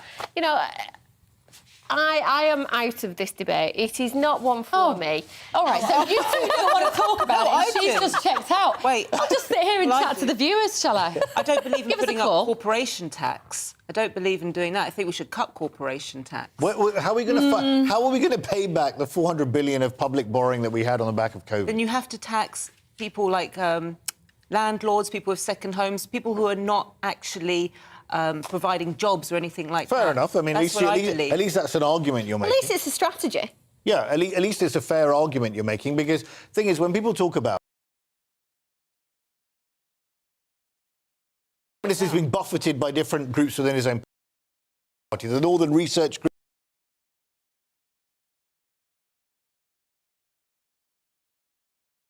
because we believe there's no coherent strategy. Now, apparently, Rishi Sunak and the Prime Minister are going to give a big speech in the next another reset. As always. But we need a direction of travel. How grim that speech is going to be. Well, we'll be hearing all about it here on GBNews, no doubt. Right, headlines, they're in. It's Sunday night or Monday morning. These are the papers for tomorrow.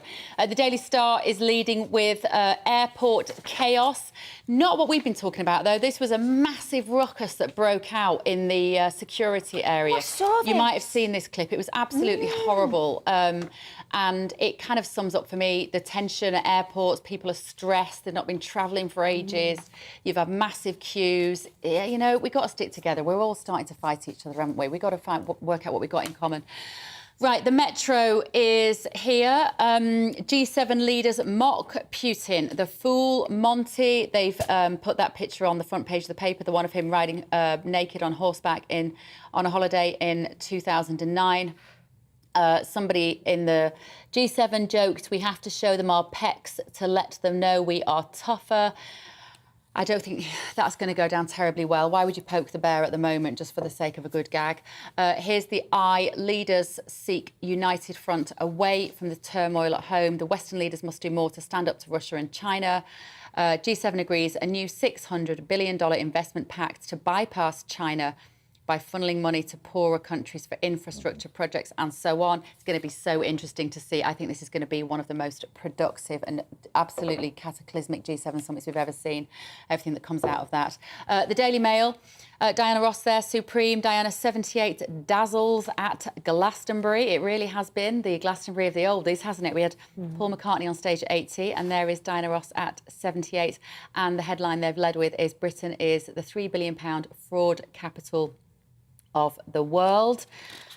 Nice to know. And The Guardian has also gone with the photo of Diana Ross and do not give ground on Ukraine, PM tells the leaders. That's obviously coming from G7 summit. And The Independent last has got photos. Russia fires missiles on Kiev, a striking image there of somebody being carried away on a stretcher. And another headline from the G7, the nations urged to ditch new fossil fuels. Right, I'm going to give you a choice. Which one do you want to comment on? Ali, which of those floats your boat? Well, there's a couple, actually. Firstly, the I, which is talking about the G7 coming together and spending $600 billion on infrastructure projects in the developing world. This is a response to China's Belt and Road Initiative, right? The Chinese are spending billions, not only across Central Asia, the old Silk Road that used to come through. They're now bringing it out into Europe, parts of Africa. They have a hunger for natural resources on the back of growing their economy. And it's created a lot of problems. You look at what's happened in Sri Lanka, for example, with the unrest there on the back of Hanbatota port that was financed by the Chinese, where the government effectively was so indebted that it basically was gone bankrupt. There's civil unrest on the streets there. People are struggling actually to put the lights on and they're queuing for food, right? That's a big issue. I think the other issue here, which is also covered on the front of, I think it was The Independent, G7 nations urged to ditch new fossil fuel projects. Now, this is, look, I do believe that climate change is happening. I do believe we need to decarbonise. Absolutely. But the problem here is that you've got a real acute situation with a war going on in Europe where Russia, Europe is very dependent on Russian gas. The Germans get 40% of their gas imports from Russia. This is the Achilles heel of Europe. And at the moment here in the UK, we're a lot less dependent. But even here, the Prime Minister has got to make a big decision in short order whether to allow a new coal mine to be allowed to go ahead in Cumbria. Because, again, you're looking at baseload power. You can't rely on renewables for everything. It's got to be baseload. I don't know what the decision is going to be, but when there's a choice between energy security on the one hand and decarbonisation on the other, unfortunately, in the short term, you're going to have to keep using natural gas, maybe in some circumstances coal, which is really sad, but I think that's where we're probably going to go. Rebecca, you work with companies on corporate well-being and mental health. This story on the front page of The Star, and this was this clip that went really viral this week of this fight breaking out. Oh, yeah. How are you seeing the mood of the people that you're working with in terms of, it's summer, the pandemic's over, everyone's happy, aren't we? No. Sorry, no. Not to be all doom and gloom tonight, but here we are. No, tensions are incredibly high. Everybody is overstretched. Everybody is overworked. Nobody has enough resources. Nobody's coping with the cost of living crisis. And unfortunately, workforces are burnt out as a collective. And it will take us between 5 to 10 years to recover from what they've done in COVID if we have nothing else. And I think that there will be something else. But unfortunately, anxiety from 2020 went straight through the roof and it hasn't come down since. Is that what you see as well, Kezia, even in your personal experience around you? Yeah, people are triggered. People are just angry all the time. I've noticed it, like just being in a shopping queue or something. Everyone's like, hurry up. And you know, even crossing the road. I've been like almost run over so many times. And I was thinking, am I going mad here? And then I spoke to a couple of people and they said, no, I'm getting it too. I'm getting people shouting at me in the street because I was not running across a zebra crossing. There is this tension. I'm the same. I am the same. You know, I've had to go through therapy again recently because my anxiety is absolutely through the roof because of that constant change and indecision that happened with the government of one day life's normal, next it's gone. They did that on purpose to break you. Can I just ask a question? It's a form of psychology to break people. Rebecca, they were very good at it. I understand exactly what you're saying, and I hear it, and you know, fully understand what you're saying. Does it in part reveal a certain element of Western fragility that we are having anxiety and depression and all these issues on the back of COVID? And you look at what's happening in Ukraine, right? They're having their heads blown off. Severodonetsk is being bombed. Look what's what's happening in Yemen, which no one's talking about, by the way. Have we become too fragile to deal with these situations? I think it's a really actually interesting point because, you know, we can obviously all feel panicked and stressed and all the rest of it, but yet life can be worse and we can be in a situation like Ukraine tomorrow. But that is the problem, isn't it? Is that life changes in the split second. And because we've all been conditioned to this kind of belief, behaviour of realising that I am never going to be OK with the fact that our government, especially somebody who went through law school and realised exactly how long it takes to bring in laws, how they literally had a glass of wine at 9 o'clock at night. We're like, oh, let's lock down the north and bring in a new law to do it. What? Yeah. Like they can do anything at a snap second. And that, as much as, you know, there is this fragile kind of conversation that we're having, what happened to us was major. Yeah, but look, Rebecca, you're saying that they can do lockdowns quickly, right? But they can also... do a lot of stuff quickly. OK, fine, but they also did furlough scheme quickly to keep a lot of people in their jobs, right? Do you think that was the right thing to do, though? At the time, yes, I do. That's why a lot of people haven't gone back to work. They've got used to furlough. But look, at the time... No, so listen, I have 40 people working for me, OK? I know what furlough does to people. Some people know, but a lot of people, it makes them very lazy. They got used to it. Kezia, look, we would have had unemployment on a galactic scale, right? If that's what we're saying, fine, fair enough. You know, if that's the argument being made here, fine. I'm not saying that every person who was on furlough maybe should have been let go. Maybe they are lazy. But on a grand scheme, the Chancellor, to give him credit on this, from me, I think he made the right decision. He acted quickly, and there were always going to be some people who abused it at the fringes. But otherwise, we would have had mass unemployment here. The whole thing about it was unnatural. Furlough is unnatural. Lockdowns are unnatural. The whole thing is unnatural. And that's why people feel unnatural now. They feel, like you said, conditioned, but they have anxiety. They don't know. But millions of people in the world have died of COVID, right? You accept that? I mean, millions of people have died. Millions of people died of flu, too. But, I mean, flu and COVID are a bit different. I think, are they? I think they are. You know flu kills children, by the way, more than COVID did. I can tell you for a fact. Flu, for me, as a mother, I'm very frightened of flu. If you are over 70, during the pandemic, if you were over 70 and anywhere in the world, you were more likely to die of COVID than you were of flu. If you were under 70, anywhere in the world, you were more likely to die of flu than COVID. That is. And I'm a mum, so I'm more worried about flu than COVID. Where does that statistic come from? That's it. I'm sorry, I don't accept it. No, more children have died of flu than COVID. I'm sorry, I need to... I'd like to see the statistic. Because it was predominantly a disease which affected the... It was very virulent. The average age of death was always 82, and the average age of death now from COVID is 82. A lot of young people were affected, right? Look at the Prime Minister himself. He almost died with it, even our own Prime Minister.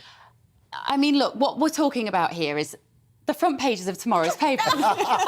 And yet everything, does it not, go back to what we've all been to through the last 2 years. My favourite There we go. It really My does, but this is the thing, it does.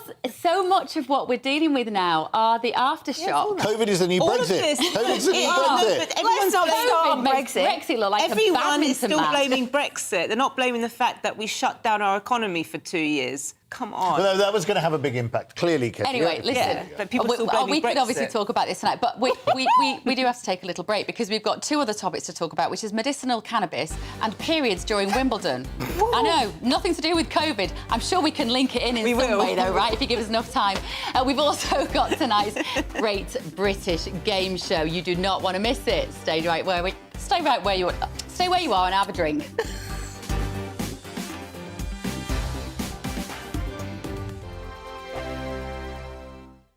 We are GB News. We're right across this great nation. On TV. On radio, on digital. Absolutely everywhere. We don't talk down to you. We embrace all voices. With honest and civilised conversation. We're not part of the establishment. We're one of you. And we're only getting started. Join us on GB News, The People's Channel. Britain's news channel. Every morning from 6 o'clock, we'll wake you up with GB News Breakfast with all the stories you didn't know from the night before. So whether it's serious news, entertainment, or your own views from all over our great nation, we're here to kick off your day with a smile. The national media should be reflecting and reporting what's happening here. You will notice the northwestern accents. Whether you're with us on TV, radio, or online, every morning, it's breakfast from 6 a.m. Hope you can join us. Join us for Ministry of Defence, the comedy panel show that's just like the news, in that the left fights the right and it doesn't really seem to matter who wins. We cover the big stories. It was in fact a troop of baboons and not angry vegans. I like that. And the really important stories. Fat naked cow gets stuck in swimming pool. It's a headline in a lot of local newspapers. Yeah. We're on the same team, Nick. Yeah, but I'm just helping you. Join us for Ministry of Defence, Saturday nights, 8 o'clock on GB News. I'm Dan Wootton. Join me Monday to Thursday from 9 to 11 for the feistiest and most fun news debate on TV, where free speech reigns. I'll bring you a sharp take on the day's biggest stories, bombshell newsmaker interviews, and A-list guests. And I guarantee you, no spin, no bias, no censorship, and no reason to go to bed. That's Dan Wootton tonight, Monday to Thursdays from 9 on GB News.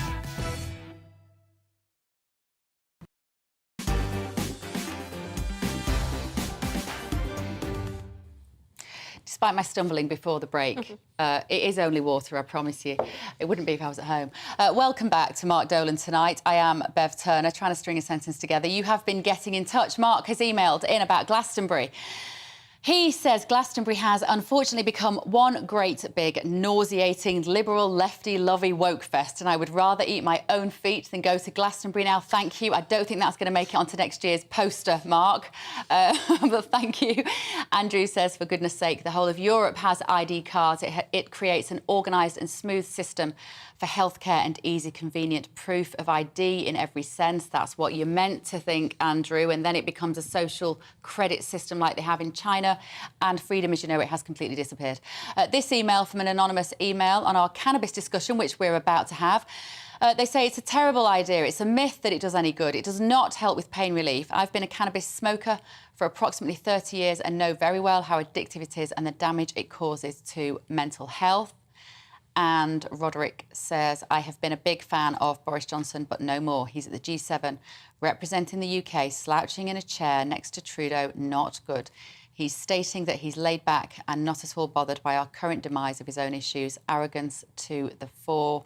There's no doubt that Boris Johnson right now has to be incredibly careful about how he presents himself to the country, given the no confidence figure vote that we had the other day. And yeah, I think he's got to be really careful. Now, still with me, my fabulous panel. It's been quite spicy tonight, hasn't it, guys? A rose between two thorns we have here.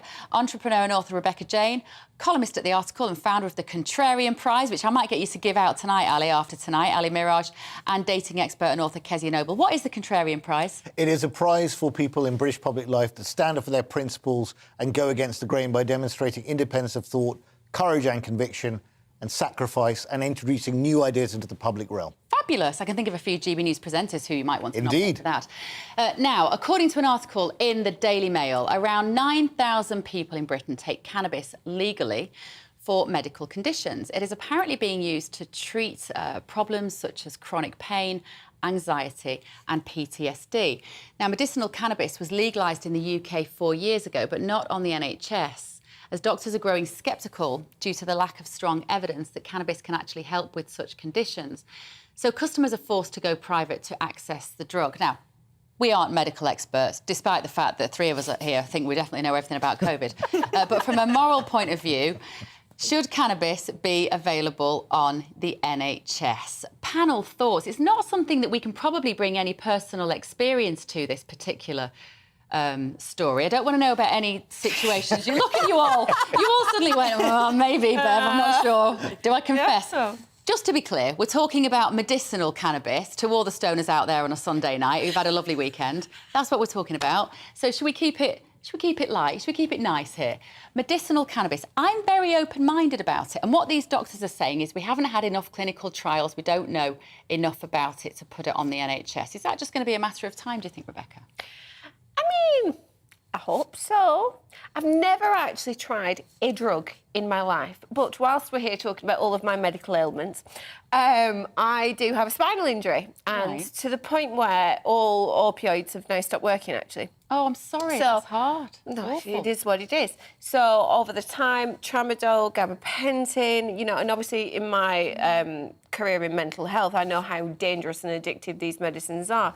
So they don't particularly work for me anymore. So we are at pretty much a stalemate after now 4 years since the accident actually happened. So it's something I would be open to try, because I think that if you've got a chronic pain condition, when you get to that point, you will try and do anything. So give it if it works for you, wonderful. Has it never been suggested to you then by a doctor? No, and do you know what? I was actually with a pain expert a couple of days ago. No, not even remotely, not slightly. The only person who did once recommend it to me was a personal trainer who was telling me, you know, how terrible alcohol is for me and to substitute it with marijuana. And I was like, well, that sounds like a frying pan to the fire, so I'm not going to do that right now. So I didn't. Quite unusual advice from a personal trainer, I would say. I know, yeah, but, you know, he's very good at what he does. But, yeah, he was basically saying about how alcohol is one of the worst drugs that you can ever have and how it constantly poisons your body. You know, if you have a glass of wine every night, he says, you know, it poisons your body and your body doesn't know what to do. So I'm all kind of for it. I haven't tried it. I may come back and tell you it's absolutely useless, but do you know what? There's a lot of good information in here and I'll give it a bash for you. Well, do you know what? Would you? Let us know how you get on, won't you? Come back. Ali, it's the stat that shocked me. Sorry, put my glasses on. Maybe do you think cannabis will fix my eyesight? That would be marvellous. 2.5 years ago, there were 80 patients being prescribed cannabis in the country. 2.5 years ago. And there are now 9,000. So somebody thinks it works. Yeah, look, I think, Bev, on this one, we've got to trust the clinicians. And this is a decision for each patient and their doctor to discuss. You do have diamorphine, for example, prescribed for severe pain, effectively heroin in a way. So there are cases where, you know, drugs of this nature have been prescribed for pain relief. And I think we just need to trust the clinicians on a case-by-case basis. And look, there are harmful effects of taking marijuana. There are psychological effects that do occur in some people. So just as with any medicine, you made this point, Rebecca, there is a balance of risk and reward in terms of dealing with it. And that has to be taken by the professionals involved. Kezia, do you think that this will only start to become widely available once Big Pharma get involved and start some clinical trials that will make them millions of pounds? You're not going to get me down a COVID route. I know what you're doing. I'm not going to be responsible for that. I am open-minded about it, like you. I had a few friends that have used it, said it's helped. So, you know, good for you if it does. Fantastic news. For now, but... OK, Should female tennis players, moving on, have to wear white at Wimbledon? This is a question being asked by sports commentator Catherine Whitaker. She says the club's insistence on traditional dress code can cause a problem for women on their periods. I know, the things we talk about now. My mother will be shocked. Whitaker, speaking to The Telegraph, said if they had a clothing policy that affected men in the way that it does women, I don't think that particular tradition would last. She also said, I cannot imagine going into the biggest day of my life with my period and being forced to wear white. Wimbledon, of course, prides itself on its all-white dress code that sets it apart from other Grand Slams, but I wonder if these comments could be the start of turning the tide. Rebecca, you think you've heard it all, don't you? And then you read a story like this in the paper and you think, we're living in... maybe... I just realise sometimes I'm just very buttoned up these days. I must just be getting old. But isn't it great that we're talking about this? Oh, fabulous. I think we're on to your fragile points now. Fragility. OK. I think we've gone too far, for goodness sakes. It's a tennis tournament. They've got standards to uphold. Let them uphold them. If you don't want to be part of it, then don't be part of it. Although, don't men have a dress code? Because it's said about women... Well, they wear white, but I suppose men aren't having potentially leaky periods. That's the point, isn't it? Oh, but do you know what? My mother... Hiya, Mum. She made a very good point the other day, because she was in the hospitals, and she used to be a nurse, you know, moons ago. Sorry, Mum. But she was saying how, obviously, you know, you used to have the hat and the pinafore, and now it's the scrubs thing. And she's like, they all look so scruffy. I'm all for a little bit of standard. Yeah. And to keeping, you know, some kind of decorum, because, you know, it's how far do you want to go? But this is really not serious. It's not a thing that they need to be chucking a news article about and worrying themselves over. We've got COVID and lockdowns to consider still. Well, but the thing is, it's the players that themselves that have raised the concerns about it, I suppose. Monica Puig, she was the 2016 Rio Olympics gold medalist, and she recalled publicly the mental stress.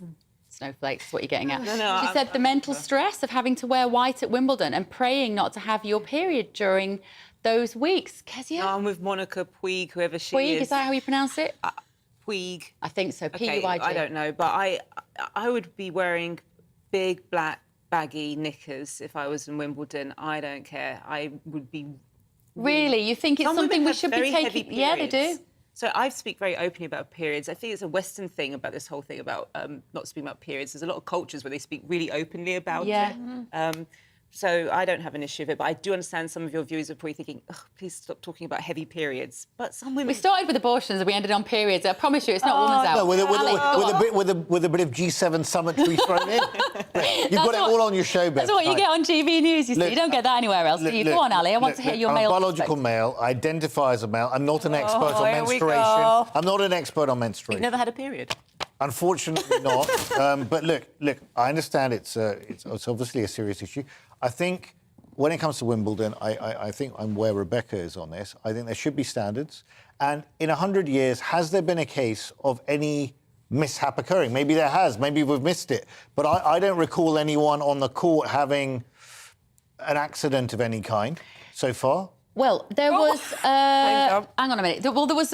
No, I think you might be right. Do you know what? There's a few of the players have waded in on this. We all talk about it in the locker room. Says but we haven't had a Australian case on court Renee where someone's Stubbs. been embarrassed. We're going on for over 100 years, this tournament, right? It's a bit like you've got certain standards. It makes it special. The dress code is part of it. It's like wearing a tie to go to afternoon tea at the Ritz. There are certain standards that are maintained. That's what makes it special. Horse racing's gone downhill. Well, according to that's true. Well, according to some players, they have had to go off mid-match to sort themselves out when they wouldn't have to necessarily if they were wearing black clothes. I don't know. Yeah. OK, right. It is time to play the great British game show. You may have seen recently the Queen was seen undercover at Glastonbury. Oh, we put our thingy over. You can't really see her face. Oh, there we go.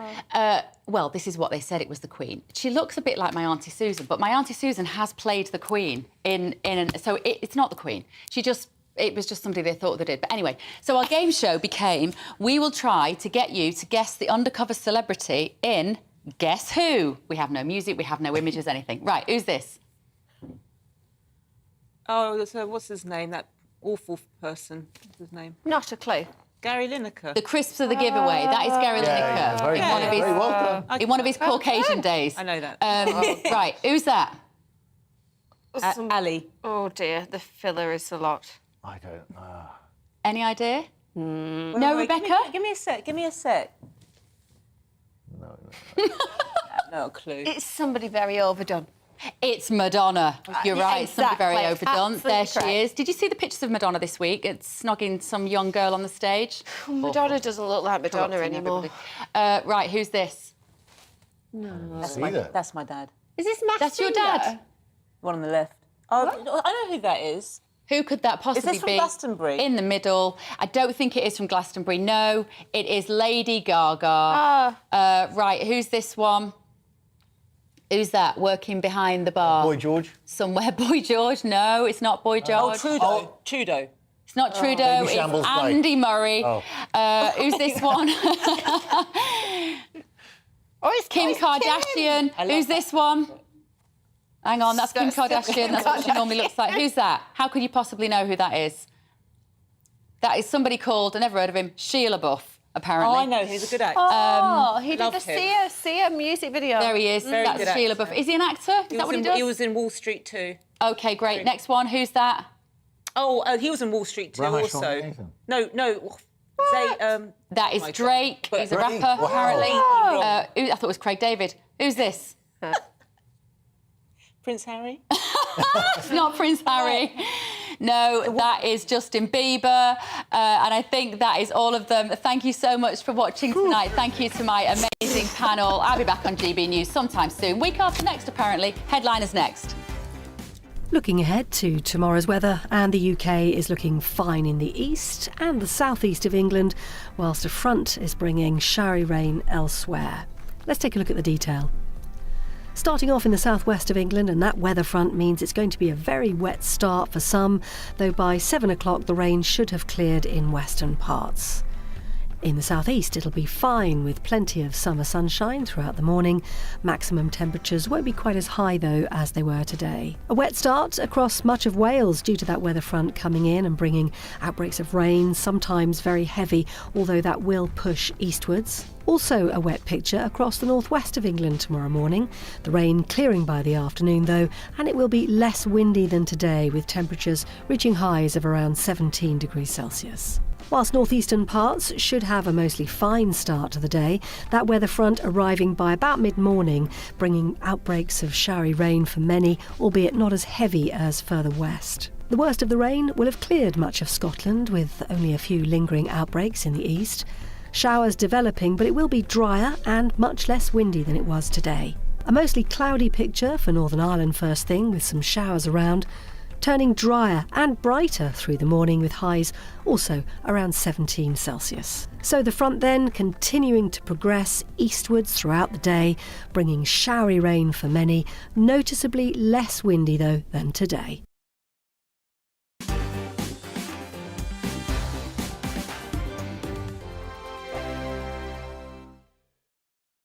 We are GB News. We're right across this great nation. On TV. On radio, on digital. Absolutely everywhere. We don't talk down to you. We embrace all